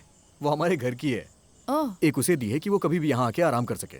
और मजे की बात तो ये है कि जब से मैंने उसे की दी है ना, वो कभी यहाँ आराम करने आया ही नहीं। Okay, good night. सुनो, जरा मेरे रूम में आना, मुझे कुछ काम है। हाँ, सच में? तुमने मेरी डायरी पढ़ी है ना? हाँ पढ़ी है, लेकिन मुझे ज्यादा पसंद नहीं आई। मारूंगी तुम्हें। डायरी में पर्सनल चीजें होती हैं, उसे हर कोई नहीं पढ़ सकता। अगर वो ऐसा किया ना तो ठीक है बाबा, नहीं पढ़ूंगा अब। हम अभी तो अच्छे दोस्त बने, धीरे धीरे और चीजें शेयर करेंगे, पर इस डायरी की वजह से दोस्ती खत्म नहीं होनी चाहिए। जब मुझे भरोसा हो जाएगा कि तुम उस डायरी को पढ़कर समझ सकते हो, तो मैं खुद तुम्हें वो दूंगी। तुमने जो अभी कहा बिल्कुल सही कहा। क्या? हमें हर चीज शेयर करने की आजादी होनी चाहिए। तो क्या? तो ये है कि मैं यहाँ जा रहा हूँ सोने, और आज तुम्हें ये बेड मेरे साथ शेयर करना पड़ेगा। ऐसे? इधर आओ। चलो भी। आओ। चलो। आओ ना। उठो। तुमने कहा था ना तुम्हें नींद आ रही है। नींद चली गई, सच कह रहा हूँ। कहीं नहीं भागने वाली। अब तुम जाओ और जाकर सो जाओ। Good night. ओके, चलो। Peace. Peace. Bye. Hey, good night. Madam madam madam, देखिए ना, सर को कुछ हो गया है। उठिए मैम, जल्दी चलिए। हुआ क्या? चलिए ना। चलो भगवान, चलिए। क्या हुआ तुम्हें? बेटी पता नहीं क्या हो गया इन्हें, अचानक गिर पड़े। फिर मैंने चेहरे पे पानी छीटा तो होश में आए। क्या हुआ बताओ ना। जब हम यहाँ आए तभी सब साइकिल चलाने को गए थे। लकी बताओ ना क्या हुआ। अभी 10 मिनट पहले की बात है, मैं पौधों में पानी डाल रहा था, तभी ये अचानक साइकिल से आए और पता नहीं कैसे बेहोश होके गिर पड़े। Lucky what happened? Are you okay? हाँ? क्राउड में एक आदमी ने पेड़ से लटक कर फांसी लगाई है। मैंने वो देखा तो घबरा गया, मुझसे कंट्रोल नहीं हुआ। वहां काफी लोग इकट्ठा थे।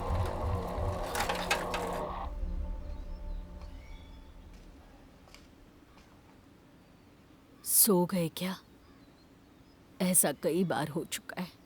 जब से इनकी माँ की मौत हुई तब से ये बहुत डरे रहते हैं, इसलिए शिवा सर हमें यहाँ लेकर आए। आंटी है आपके पास? शिवा अंकल का नंबर है? नंबर शायद उनके पास होगा, मैं देखती हूँ। नेक्रोफोबिया मतलब मौत या मौत से संबंधित अंतिम यात्रा, जैसे कि किसी समाधि या चिता या लाश को देखकर अचानक आपके अंदर पैदा होने वाला एक प्रकार का डर, किसी भी साधारण घटना को देखकर घबरा जाना, ये सब इसी फोबिया के लक्षण हैं। अगर लकी ये सब देखता है तो वो अक्सर बेहोश हो जाता है, उसे सांस लेने में परेशानी होती है और पैनिक अटैक्स आते हैं। ये फोबिया कोई नॉर्मल फोबिया नहीं है, इट्स कॉम्प्लिकेटेड। इस डर को दिमाग से बाहर निकालने के लिए आजकल कई ट्रीटमेंट्स अवेलेबल हैं। इसी डर को बाहर निकालने के लिए मैंने उसे आर्ट की तरफ डाइवर्ट कर दिया था। उसे ड्राइंग करना बहुत पसंद था। कई मरीज इससे ठीक हो चुके हैं। कला इंसानी दिमाग को बदलने की बेस्ट थेरेपी है, दैट्स साइंटिफिकली प्रूवन। लकी के केस में हमने ऐसे ही किया। उसकी मम्मी की मौत के बाद हमें लगा कि वो ठीक हो जाएगा। असल में वो सिर्फ नेक्रोफोबिया का ही शिकार नहीं है, वो टेनेटोफोबिया से भी जूझ रहा है। It's called death anxiety. अपनी मॉम की मौत देखकर लकी के दिमाग में ये डर बहुत बुरी तरह से समा गया है, और ये कंडीशन ऐसी भी नहीं है कि ठीक ना हो, but it will take time. तुम्हारे अंदर का डर देखकर मैं भी काफी घबरा गई थी लकी। मैं उम्मीद कर रही थी कि तुम जल्दी ठीक हो जाओ। लकी, आज तुमने जो भी किया ना, वो सच में बहुत डरावना था। जो सीक्रेट्स मैं अपनी मॉम से शेयर नहीं करती वो तुमसे किए, और वो तुम सबको बता रहे हो। ए, तुम जाकर गाड़ी ले आओ, मैं यहीं पर रुकती हूँ। मैंने यहीं पास में ही पार्क किया है, चलो चलते हैं ना। मैंने वहाँ पार्क करने से मना किया था ना, वहाँ कोई और गाड़ी नहीं थी। हाँ, मैं इतना भी अमीर आदमी नहीं हूँ कि मैं तुम्हें फिल्म भी दिखाऊं और पार्किंग के पैसे भी दूं। यहीं पास में ही पार्क किया है, चलो चलते हैं ना, क्या दिक्कत है तुम्हें? 5 रुपए के लिए इतनी बहस? 10 फिल्में देखेंगे तो 50 रुपए हो जाएंगे। पर अभी तो एक ही फिल्म देखी ना, बाकी की बाद में देखेंगे। देखो मैं अब और नहीं चल सकती, मुझे बहुत भूख लगी। तुम्हें भूख लगी है ना? हाँ। चलो। कहाँ? मेरे पास एक अच्छा आइडिया है। हाँ। खाना खाने का। आ जाओ। लेकिन क्या कर रहे हो, ये कैसी जगह है? हाँ चलो बैठो ना। ये तो मुझे कोई शादी की पार्टी लगती है। मुझे नहीं पता है कि यहाँ क्या हो रहा है, मुझे भूख लगती है तो मैं यहाँ खाना खाने आ जाता हूँ। फ्री में खाना मिलता है, वो भी कमाल का। अच्छा। खाना खाओ और हंसते हुए निकल जाओ। लकी कुछ प्रॉब्लम हो कुछ गई नहीं तो? होगा, मैं खाना लेके आता हूँ। हाँ? 2 प्लेट देना। ये लो खाओ। इसके साथ कुछ फ्राई चीजें नहीं है क्या? यहाँ हम अपनी पसंद का नहीं खा सकते, जो मिल जाए वो चुपचाप खा लो।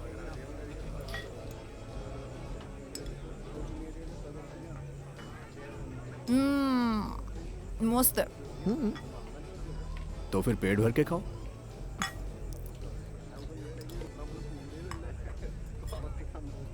लकी, मामा सामने खड़े हैं।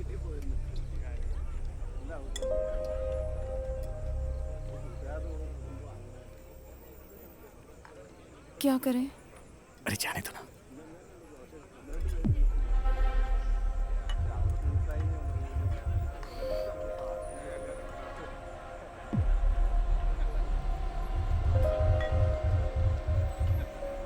लकी, वो इसी तरफ आ रहे हैं।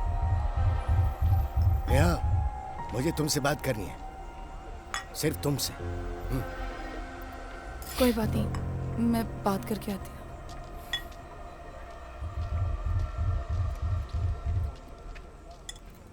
नेहा, तुम ये क्या कर रही हो? उसके साथ क्यों घूम रही हो? आपसे ज्यादा मैं उसके साथ सेफ हूँ। जरा एक पैक बनाना।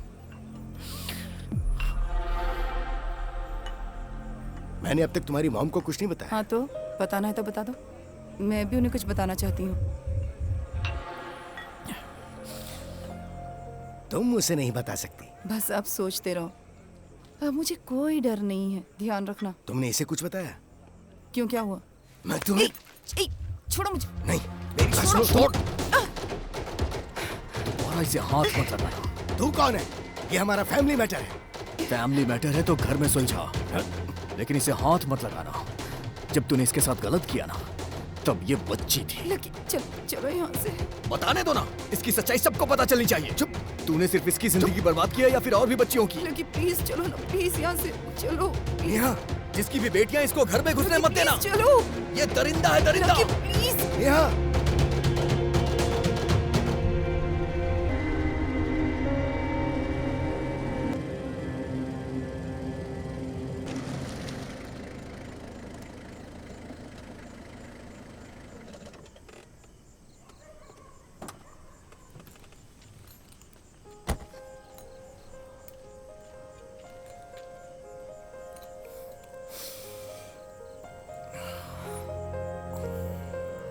लकी, एक बात समझ लो, हर इंसान तुम्हारी तरह एक खुली किताब नहीं होता।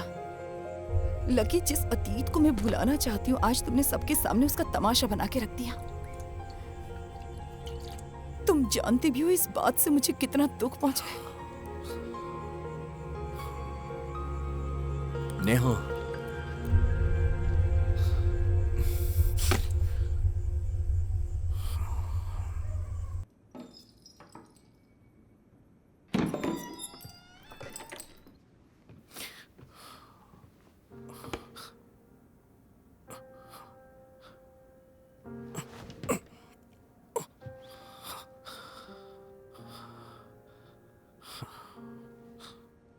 इतना सब हो जाने के बाद मैं उसके साथ कैसे नॉर्मली बिहेव करूं समझ नहीं आया। मैंने जो कहा वो गलत नहीं कहा। सब कुछ तुम अच्छी तरह से जानती हो, उसके बाद भी कह रही हो कि मैं उसके साथ नॉर्मली बिहेव करूं, ऐसा कैसे हो सकता है? आज अगर तुम मुझे वहां से लेके नहीं आती तो उसको मैं वहीं सबके सामने मारता। उसकी सच्चाई जानने के बाद मुझे फर्क नहीं पड़ता है कि लोग मेरे बारे में क्या सोचेंगे, और मैं इसकी परवाह भी नहीं करता। तुमने देखा ना तुम्हारे साथ उसने क्या किया, लेकिन जब मैंने वो सब देखा तो मुझसे रहा नहीं गया। उसकी हिम्मत कैसे हुई तुम्हें हाथ लगाने की? वो क्या कोई भी तुम्हें मेरे सामने हाथ नहीं लगा सकता है? मैं उसके हाथ तोड़ दूंगा।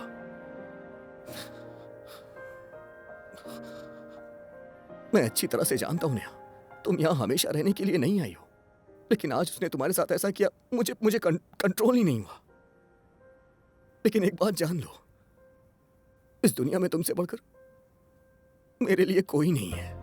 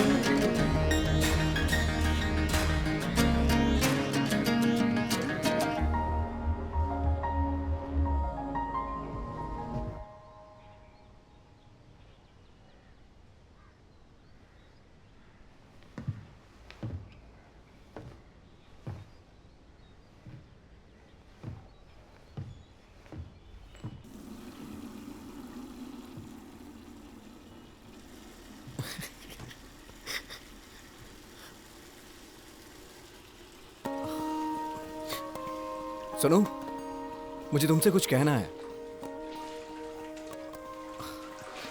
मुझे पता इस तरह से नहीं कहना चाहिए, तुम बाथरूम में हो और मैं ये सब बोल रहा हूं, लेकिन मुझे इस तरह से बोलना बहुत सेफ लग रहा है। मुझे ऐसा लगता है कि मैं फर्स्ट लवर हूं जो अपनी गर्लफ्रेंड को बाथरूम में प्रपोज करूंगा, लेकिन ऐसा करने में कोई बुराई नहीं है।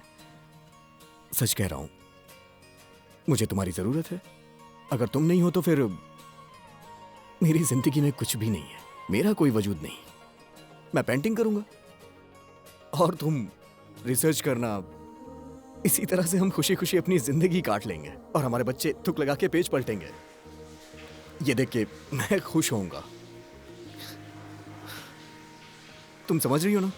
I love you. तुम जल्दी से नहा के बाहर आओ, मैं यहीं बैठा हूं।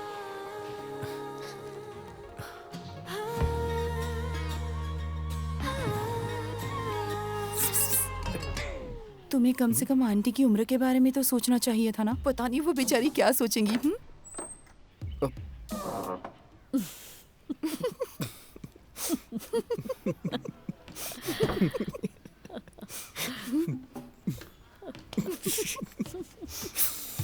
ये फूल किसके लिए लाया हो? ये मैं माली से सस्ते में खरीद के लेके आऊं। ऐसा है क्या? हाँ। चाहिए मुझे तुम्हें? नहीं चाहिए। अरे लो ना। रहने दो, जाओ। लो ना। नहीं चाहिए। तुम्हें पसंद है ना ये? तो ये फूल प्रपोज करने के लिए ले आए हो? हाँ। हाँ? हम शादी कर लें क्या? जरूरी है क्या? मुझे तो जरूरत नहीं है, लेकिन दुनिया वालों के लिए। हाँ हाँ।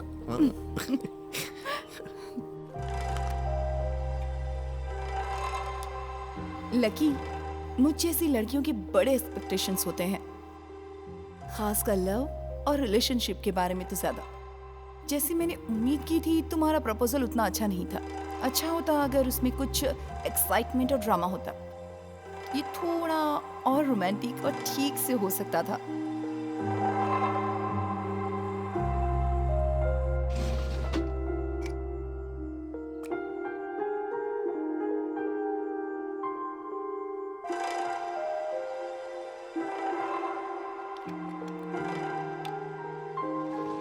लकी, तुम कोई सुपर हीरो नहीं हो, पर मैं चाहती हूँ तुम बन जाओ। अगर तुम मुझे एक आर्टिस्ट बनाना चाहते हो तो ये सपना कभी सच नहीं हो सकता। उस सपने के बारे में तो तुम भूल ही जाओ। इस बात से तुम्हें परेशान नहीं होना चाहिए। मुझे तुम्हारे अंदर के आर्टिस्ट से नफरत है, क्योंकि मैं तुम्हारे अंदर के इंसान से प्यार करती हूँ।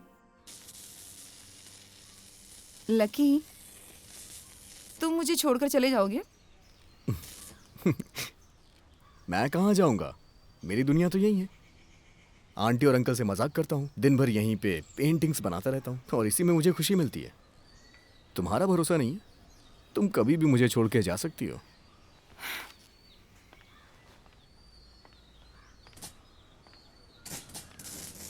पर मैं कहाँ जा सकती हूँ? तुम चाहते हो कि मैं चली जाऊँ? तुम्हारे पास जाने के लिए कई जगह हैं। बैंगलोर जा सकती हो या फिर कलकत्ता भी जा सकती हो अपने डैडी के घर। तुम्हारा रिसर्च यहाँ कंप्लीट नहीं हुआ तो विदेश भी जा सकती हो। मैं कहाँ जाऊँगा, मेरी दुनिया तो यही है। पर मैं सिर्फ तुम्हारे साथ ही खुद को सेफ फील करती हूँ और कहीं नहीं। मुझे लगता है पूरी प्लानिंग करके प्यार किया है मुझसे। नहीं, बिल्कुल नहीं, ऐसी तो कोई बात नहीं है लकी। प्लानिंग करके तो किसी से प्यार नहीं होता। प्यार कब हो जाता है ये हमें पता ही नहीं चलता। पर तुम्हारा काम देखकर मुझे ऐसे लगा था कि हाँ, हमारे बीच ऐसा कुछ हो सकता है। और देखा, मेरी इंट्यूशन हमेशा सच होती है। जैसे ही तुम मुझे प्रपोज करने के लिए आए, मैं पहले से ही तुम्हें हाँ कहने के लिए तैयार थी। ऐसा है क्या? हाँ। सच कह रही हो? जरा 1 मिनट रुकना। क्या? कहाँ जा रहे हो? रुको तो।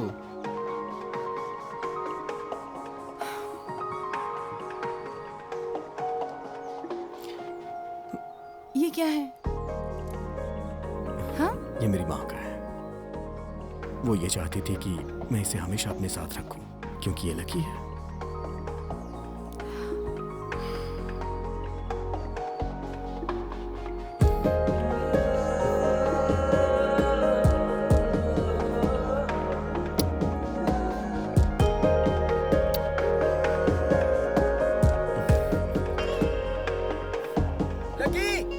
कहाँ है तू? बाहर आना। हाँ, क्या हुआ मास्टर? हाँ। हाँ? अरे बेटा, एक कॉफी हो जाए? हाँ। कड़क वाली। सुनो, तुम यहाँ मजे से अपने घर में बैठे हो। पता है सलोमी और मार्टिन क्यों नहीं आ रहे? और हाँ, पता है मौसी के साथ क्या हुआ है? क्या हुआ मास्टर? हाँ, अब तुम्हारे आसपास क्या हो रहा है ये बताने के लिए कोई बाहर वाला आएगा। नीचे आओ, चलो आओ जल्दी। हाँ। बेवकूफ कहीं का। घर खरीदने वाले आ रहे हैं, हम बेघर हो जाएंगे। वो कोर्ट से ऑर्डर भी लेकर आए। बताओ हम कहाँ जाएंगे? तुम्हें उस कंपनी वाले और लड़कों से बात करनी चाहिए। हो सकता है सब ठीक हो जाए। पहले तो वो लोग तैयार हो गए थे, पर पता नहीं अब क्या हो गया। पता नहीं अब राजम्मा का क्या होगा। उनका पति चला गया। उन्होंने 10-12 साल उसका इंतजार किया। इस कॉलोनी में घर के अलावा उनका कुछ भी नहीं है। हे भगवान, उनकी रक्षा करना। ये सुनने के बाद उन्होंने हॉस्पिटल आने को कहा था।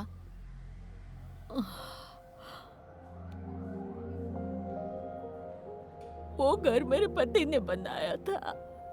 वो वापस आएंगे तो मुझे वहीं ढूंढेंगे। कोर्ट के ऑर्डर से कल वो लोग कॉलोनी खाली कर देंगे। सारी तैयारी हो चुकी थी, पर तभी मौसी ने आत्महत्या करने की कोशिश की।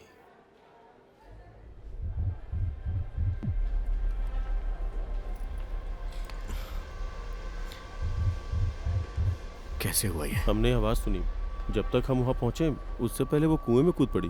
हमें लगा वो बचेगी नहीं। उनके गिरते ही हम भी कुएं में कूद गए। उनके बाल थोड़े दिख रहे थे, वही पकड़ के बाहर निकाला।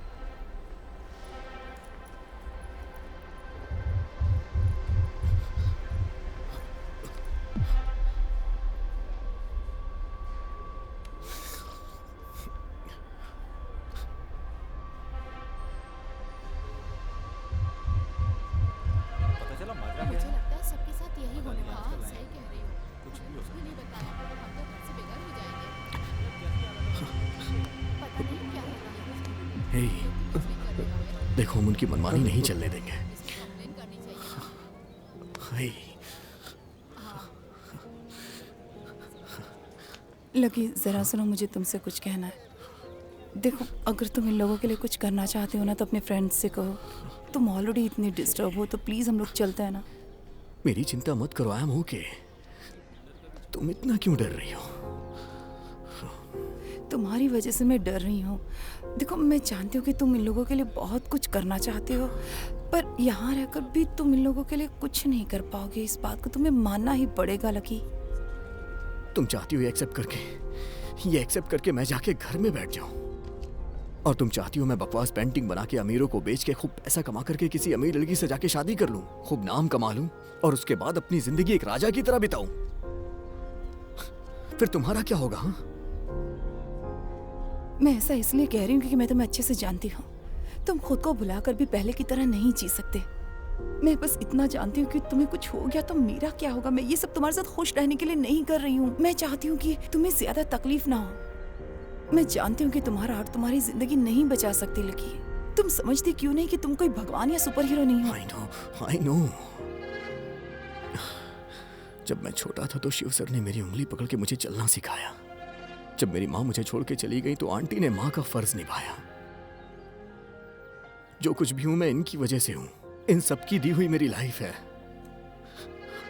इन सबको मैं भूल जाऊं ऐसा मुझसे हो ही नहीं सकता है। अपने बारे में सोच के मैं स्वार्थी नहीं बन सकता। तुम्हें जो ठीक लगता है वो करो, पर इस सब की जिम्मेदार सिर्फ तुम रहोगे और तुम्हारी रिस्पॉन्सिबिलिटी मेरी है लकी। मैं तुम्हें हमेशा प्रोटेक्ट करूंगी, तुम्हें कुछ नहीं होने दूंगी, और मैं तुम्हें अकेले कहीं नहीं जाने दूंगी। तुम जहां जाओगे मैं तुम्हारे साथ चलूंगी। पता है मुझे। इन सब के पास सिर्फ एक दिन है, और इनके लिए हम कुछ कर सके उसके लिए हमारे पास एक रात।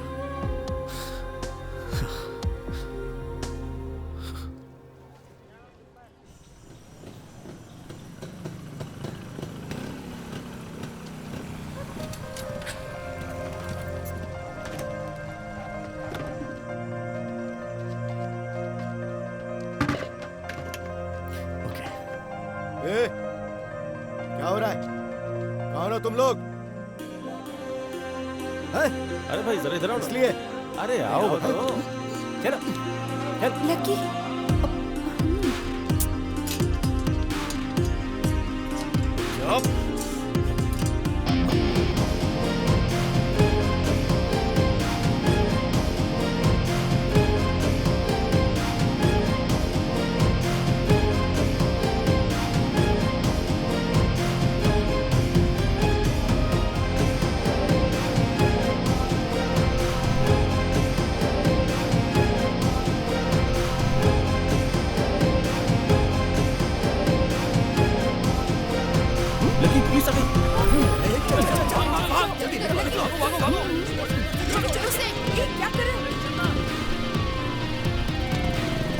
वो हमारे पीछे ही है। कोई बात नहीं। लकी, मैंने ये सब करने के लिए मना किया था ना तुमसे। धीरे चलाओ प्लीज। लकी, आराम से प्लीज, बाइक संभल कर चलाओ प्लीज। क्या हुआ? मुझे कुछ दिखाई नहीं दे रहा है। क्या कह रहे हो तुम? लकी, ऐसे कैसे?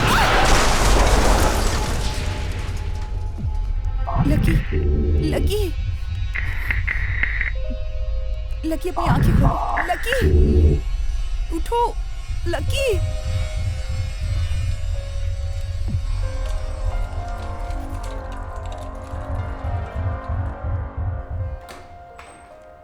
ये सारे टेस्ट लैब में भेज दो। Okay sir. अभी उसे होश आ गया है, घबराने की बात नहीं है, बस माइनर इंजरीज हैं। वैसे हुआ क्या था? लकी ने कहा कि उसे कुछ दिखाई नहीं दे रहा है, और मैंने कहा कि बाइक रोको, और तभी हमने उसे इंजेक्शन दे दिया है, अभी आराम करने दो। लकी को एक्चुअली नेक्रोफोबिक है, तो कभी कभी उसे इस तरह की प्रॉब्लम्स होती रहती हैं। आज रात उसे हमारे ऑब्जर्वेशन में रहने दीजिए, कल हम उसका स्कैन करेंगे।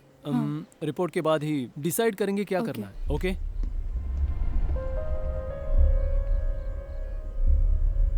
लकी, ये हर चैनल पर एक ही न्यूज़ स्क्रॉल हो रही है। उन लोगों ने बात करने के लिए बुलाया होगा, नहीं पता नहीं क्या चल रहा होगा कॉलोनी में। कल मेरा फोन स्विच ऑफ हो गया था, फिर मैं कहीं नहीं गई। रूम में सोने से थकान होती है यार, और बाहर ठंड होती है और आवाजें आती हैं। मेरा सर दर्द से फट रहा है। वो लोग यहाँ ज्यादा देर रुकने नहीं देंगे। देखो, अगर तुम रिलैक्स करना चाहते हो तो फिर मैं तुम्हें घर छोड़ दूँ। हम उन्हें बिना बताए वहां से निकल जाएं। क्यों? कल दोपहर तक की तो बात है, फिर हम लोग निकल जाएंगे।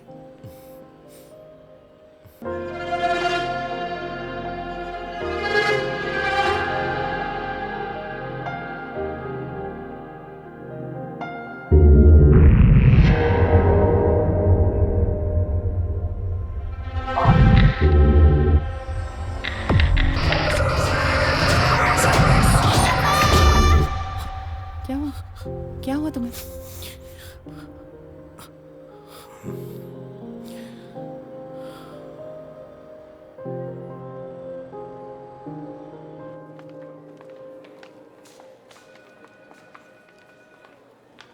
लकी की स्कैन रिपोर्ट्स आ गई? रिपोर्ट अभी नहीं आई मैम, आप डॉक्टर से मिल लीजिएगा।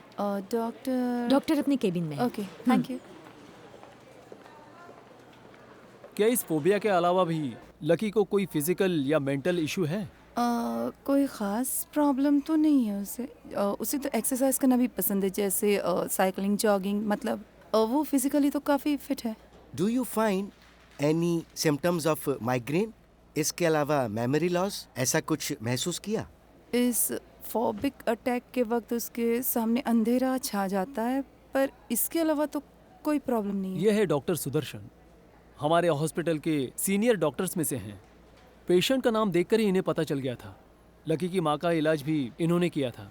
We found something in scan. Second opinion के लिए ही डॉक्टर सुदर्शन को बुलाया है।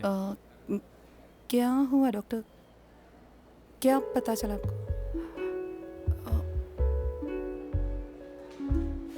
लकी, तुमने मुझे खुद से दूर क्यों किया? तुम्हें पता है ना, मैं तुम्हारे बिना नहीं जी सकती। तुम जी पाओगे? तुमने कहा था हम साथ बारिश में भीगेंगे, और अब तुमने मुझे बारिश में अकेले छोड़ दिया। आज 10 दिन हो चुके हैं। मैंने कई बार सोचा कि वहां हूं, पर सोचा कि अगर तुमने अपने घर के दरवाजे मेरे लिए बंद कर दिए तो मैं उसी पल मर जाऊंगी। तुम यहाँ हो, मुझे तुम्हें गले लगाना है। मैं तुम्हें अपने दिल के करीब रखना चाहती हूँ। मैं तुम्हें बहुत प्यार करना चाहती हूँ। मुझे पता है तुम आओगे। I'll be waiting, missing you like hell, Neha.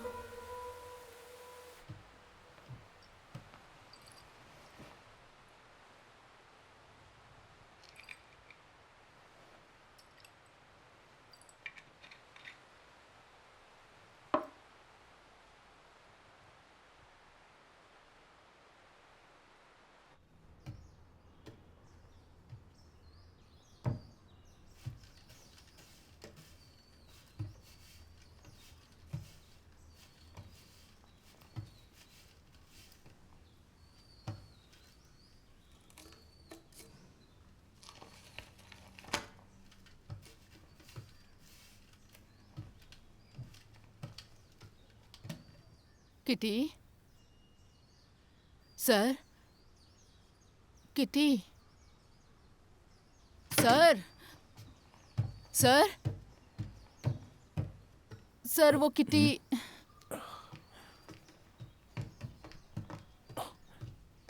Kitty, Kitty, Kitty, Kitty, kitty.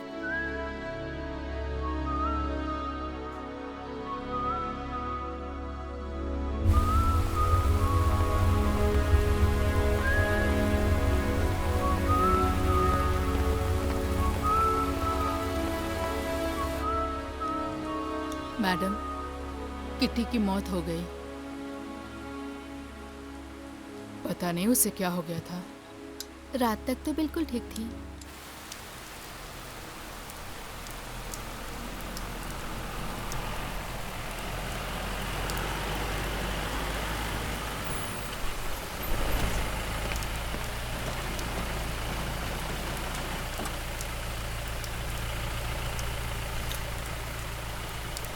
पहले जरा फातिमा हॉस्पिटल चलना। जी सर।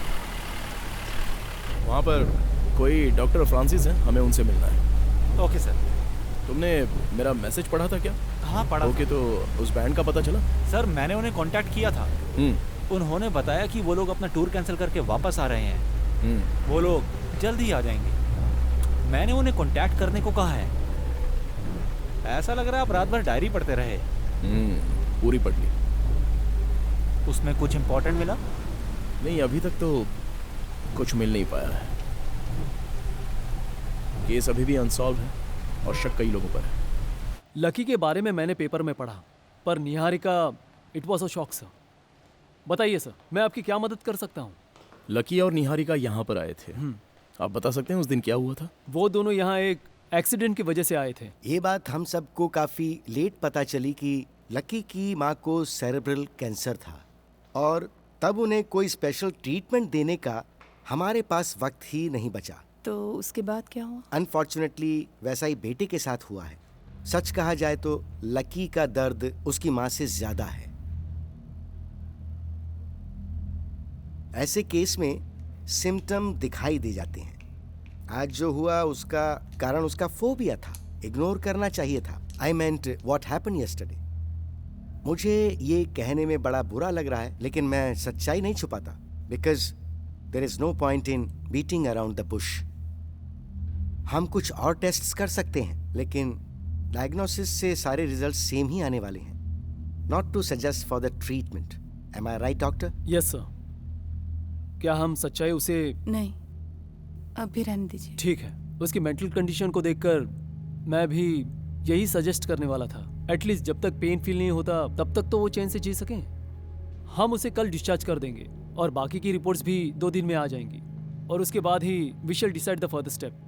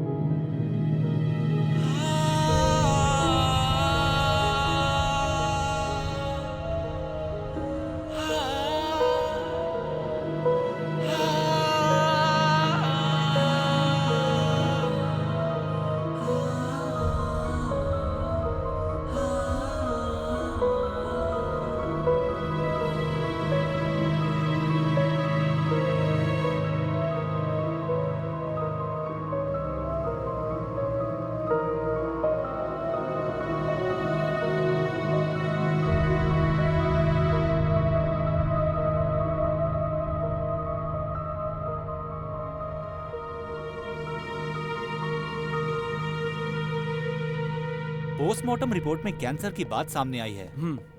उसके बाद लकी और निहारिका यहाँ वापस आए थे? लकी उसके बाद कभी नहीं आया। निहारिका 2-3 बार वो लकी की रिपोर्ट्स लेने आई थी, पर एक बार लकी का एक दोस्त उसे ढूंढने यहाँ आया था। डॉक्टर सुदर्शन उसे जानते थे। हमने उसे लकी के बारे में सब बताया था। उसका नाम क्या था? Mister Shiva. Okay doctor. Okay. अगर जरूरत पड़ी तो हम आपको कॉल करेंगे। Thank you. Okay, thank you. Welcome. अभी सारे फैक्ट्स क्लियर हो चुके हैं सर। सिर्फ लकी और निहारिका को ही पता था कि लकी मरने वाला है। मुझे लगता है कि इसी सदमे की वजह से निहारिका ने सुसाइड कर लिया होगा और इसी बीमारी के डिप्रेशन में आकर लकी ने भी आत्महत्या कर ली होगी। सर, इन सब कंडीशंस को देखकर क्या हम लोग सुसाइड की पॉसिबिलिटी को इग्नोर कर सकते हैं? लकी के पास सुसाइड करने का कोई सॉलिड रीजन तो नहीं दिख रहा है और उसके इस फोबिया के बारे में डायरी में लिखा भी था। जो इंसान मौत से इतना डरता है वो सुसाइड तो नहीं कर सकता। नहीं, मुझे लगता है हम कुछ पॉइंट मिस कर रहे हैं। क्या है ना सर, अगर हम उस जेपी को 2-4 डंडे लगाते हैं तो वो पक्का कुछ ना कुछ बताएगा। अरे भाई, उसने सिर्फ निहारिका के साथ गलत किया, बाकी उसके खिलाफ और कोई केस नहीं बनता है। और उसे रेपिस्ट बताकर हम उसे कस्टडी में तो बिल्कुल नहीं ले सकते, क्योंकि समाज में उसका रुतबा अच्छा है। तो बेहतर है हम थोड़ा वेट कर लेते हैं। ओके लकी, तुम मुझे यहाँ से क्यों भेज रहे हो? तुम्हें पता है मैं तुम्हारे बिना नहीं जी सकती। तुम जी पाओगे? तुमने कहा था हम दोनों बारिश में साथ भीगेंगे और उसी बारिश में तुमने मुझे अकेले छोड़ दिया।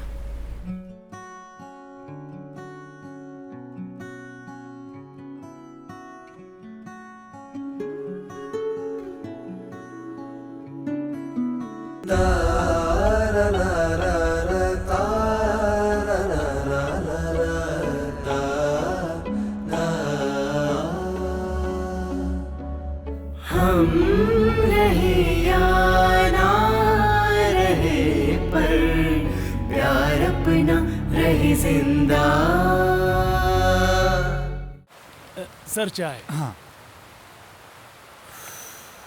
कुछ खाने के लिए लाऊं सर? नहीं बस। हाँ।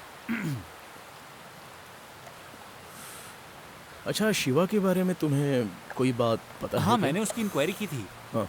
लगता है वो निहारिका और लकी की मौत से पहले ही किसी यात्रा पर निकल गया था। हमने उसे कांटेक्ट किया था पर वो नॉट रीचेबल था। ऐसा पता चला कि वो यात्रा पर अक्सर जाता रहता है।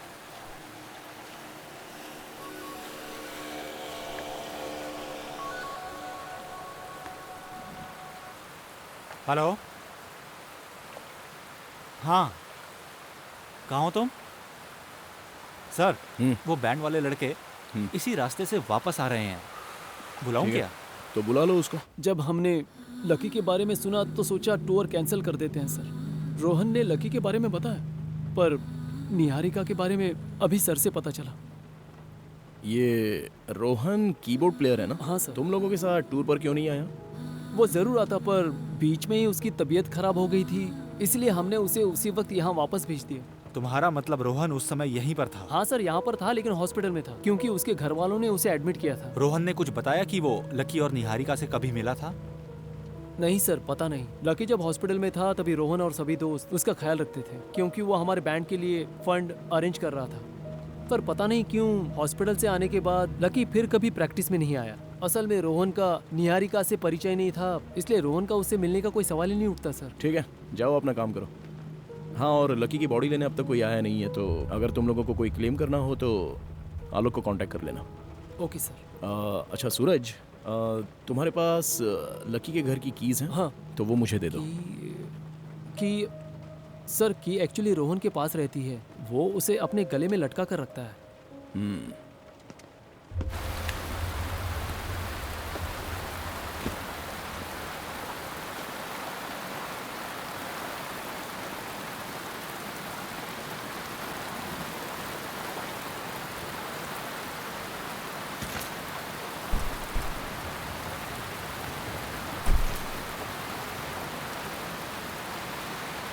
सर, आपको नहीं लगता कि हमें इन पर थोड़ा सा और प्रेशर बनाना चाहिए?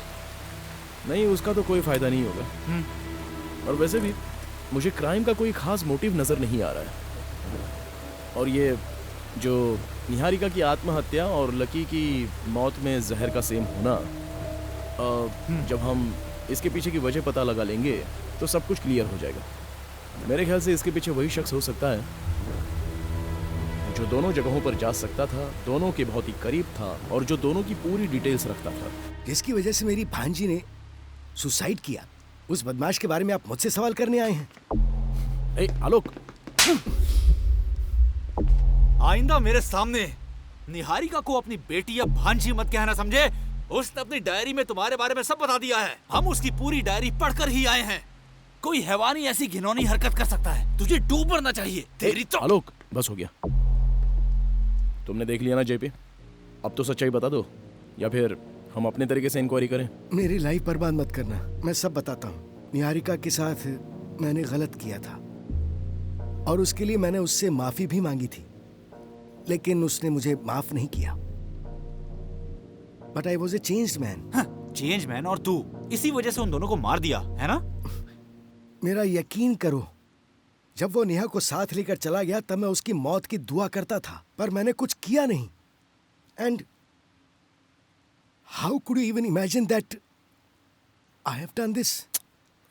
इससे बात करना तो बेकार है। चलो जेपी, एक बात याद रखना, तुम्हें गुनाहों की माफी तो कभी नहीं मिलेगी। मुझे तुम्हारी ताकत के बारे में और तुम्हारे पॉलिटिकल कनेक्शंस के बारे में सब कुछ पता है, लेकिन इन सब का कोई फायदा नहीं होगा। बिलीव मी, मैंने कुछ नहीं किया। One last question mister JP. Yes. इस बार सिर्फ सच ही बोलना। निहारिका की मौत के बाद क्या तुम कभी लकी से मिले थे? और एक बात क्लियरली बता दो कि निहारिका की मौत जिस दिन हुई थी तब तुमने लकी को कहीं देखा था? नहीं तो मैंने लकी को आखिरी बार रिसेप्शन पार्टी में ही देखा था। चलो।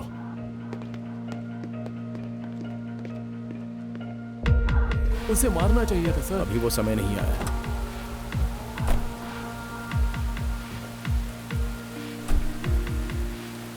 मुझे बिल्कुल यकीन है कि इसी ने उसे मारा होगा। अभी ये बात क्लियर तो नहीं हुई है। हाँ, अगर इन दोनों की मौत का कारण एक ही है तो हमारा पहला शक जेपी पर जाता है, क्योंकि इनकी मौत के पीछे उसके पास बड़ा मोटिव था। लेकिन हमारे पास अभी ऐसा कोई सबूत नहीं है कि हम उसे खूनी मान लें। जब तक सबूत नहीं मिलता तब तक वो सेफ है। अब सर अगला स्टेप क्या है? अभी हम शिवा और कॉलोनी के लोगों से बात कर लेते हैं, उसके बाद ही कुछ डिसाइड कर पाएंगे।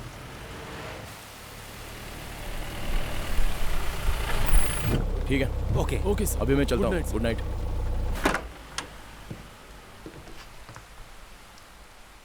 हाँ, बैठी रहो।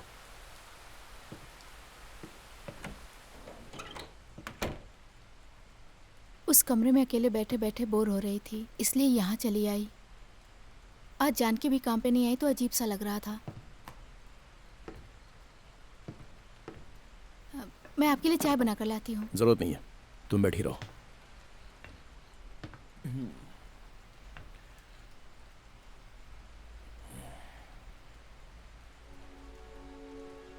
क्या तुम मुझसे अभी नाराज हो?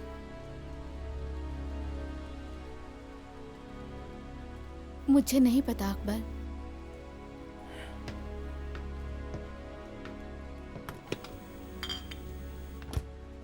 क्या हुआ, इतने टेंशन में क्यों हो? जयराम सर हमेशा कहते हैं कि हमारे पास हर सवाल का जवाब नहीं होता है।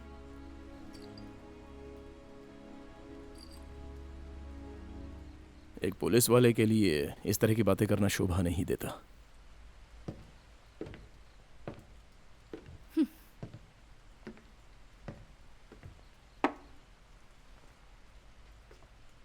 मुझे तुमसे एक जवाब चाहिए फातिमा।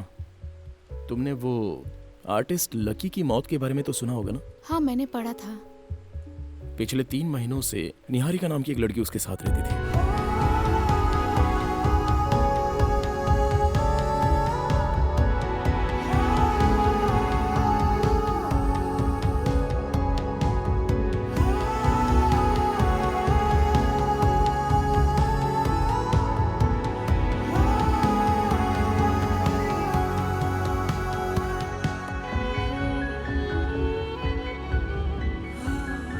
लकी की मौत से 1 महीने पहले उसने बेंगलोर में सुसाइड कर लिया। वैसे लकी की लाइफ में बस कुछ ही लोग आए थे, लेकिन उन सभी के आने की अलग अलग कहानियां और अलग अलग कारण भी हैं। लेकिन प्रूव करने के लिए कोई सॉलिड एविडेंस नहीं है। वो ये लोग भी हो सकते हैं और कोई दूसरा भी हो सकता है, लेकिन अभी तक हमारे पास कोई डिटेल्स नहीं है।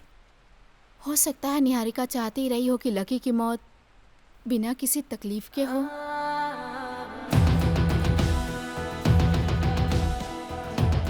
उसके बारे में सुन के लगता है निहारिका स्ट्रांग रही होगी। वो कभी नहीं चाहेगी कि लकी की मौत किसी फोबिया या बीमारी से हो। ग्राउंड में एक आदमी ने पेड़ से लटक कर जान दे दी। मैं उसे देखकर परेशान हो गया। वहाँ बहुत लोग भी इकट्ठा थे। मुझे बहुत घबराहट हो रही है। असल में वो सिर्फ नेक्रोफोबिया का ही शिकार नहीं है, वो टेनेटोफोबिया से भी जूझ रहा है। इट्स कॉल्ड डेथ एंग्जाइटी, मौत का खौफ। जहर मुंह के रास्ते शरीर में गया है और यही मौत का कारण है। जरा देखता हूँ कहाँ पे इस तरह की बातें लिखी हुई हैं इसमें। ये थूक लगाकर पेज मत पलटो। बिना थूक लगाए पेज कैसे पलटा जा सकता है? मैं तुम्हें प्रोटेक्ट करने के लिए कुछ भी करूंगी, तुम्हें कुछ नहीं होने दूंगी। उस वक्त इंडस्ट्रियल केमिस्ट्री पर रिसर्च कर रही थी। केमिस्ट्री में बिल्कुल कियोस्टिक सिस्टम की तरह। जब हम लोग यहाँ पर आए थे ना, ये रूम उसका परफेक्ट एग्जाम्पल था। ये गिफ्ट और ये लेटर पढ़कर तुम्हें जरूर खुशी होगी। मेरी डायरी जिसे पढ़ने की तुम कोशिश कर रहे थे, वो मैं तुम्हें भेज रही हूँ।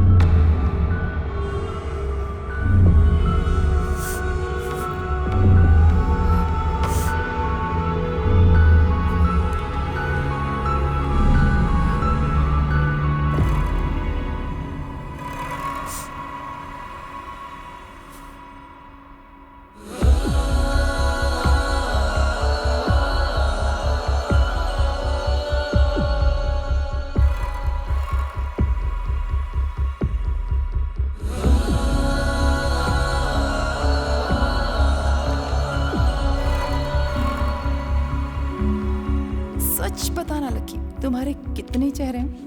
तुम्हारा गुस्से वाला चेहरा तब देखा था जब हम पहली बार मिले थे, बाद में तुम सीरियस हो गए और अब पूरी पिक्चर ही बदल चुकी है।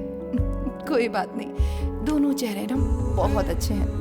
उस रात मुझे लगा कि लड़ने और झगड़ने के लिए हम अच्छे दोस्त बन सकते हैं, पर अब मुझे लगता है तुम पूरी जिंदगी मेरे साथ रहकर मुझे सही रास्ता दिखाओगी। तुम यहीं रुकोगे? मुझे अच्छा लगता है कि तुम मुझे गले लगाकर मनाओ, क्योंकि रिलेशनशिप में मैं इस तरह से किसी को नहीं मना पाती।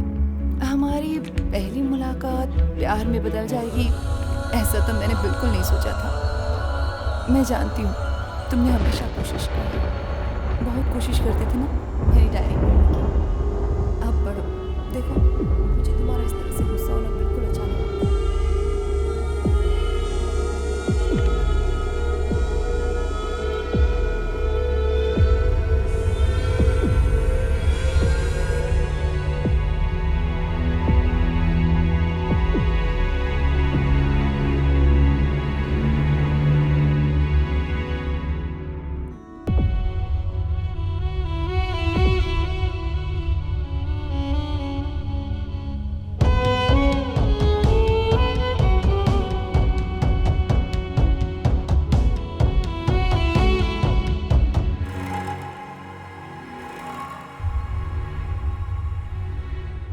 ये मार्केट में मिलने वाला कोई कॉमन पॉइजन नहीं है, उसने खुद लैब में तैयार किया था और डायरी के हर पन्ने पर वो जहर लगाया था, खास करके आखिर के 3 पन्नों पर।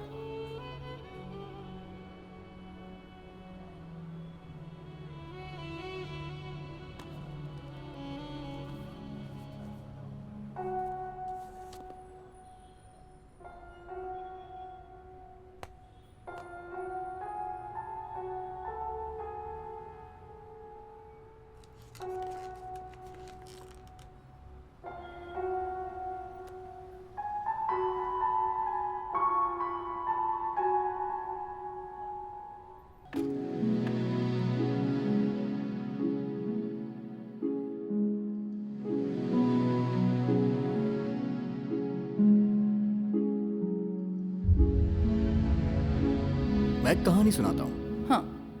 जंगल में एक कीचड़ की बूंद और एक खूबसूरत पत्ता दोस्त बन जाते हैं। उनकी दोस्ती प्यार में बदल जाती है। दोनों एक दूसरे को बहुत प्यार करते हैं। फिर दोनों एक दिन जंगल की खूबसूरती देखने का सफर शुरू करते हैं। कुछ दूर जाने के बाद जंगल में एक जोर की आंधी आती है। फिर पत्ते को हवा से बचाने के लिए कीचड़ उसे अपने अंदर छुपा लेता है। फिर दोनों का सफर शुरू हो जाता है। तेज हवा थम जाती है, तभी तेज बारिश शुरू हो जाती है। वो खूबसूरत पत्ता कीचड़ को बचाने की कोशिश करता है। कुछ देर के बाद बारिश के साथ तेज हवाएं चलने लगती हैं। आंधी पत्ते को उड़ा ले जाती है और पानी कीचड़ को बहा ले जाता है और यहीं दोनों का साथ छूट जाता है।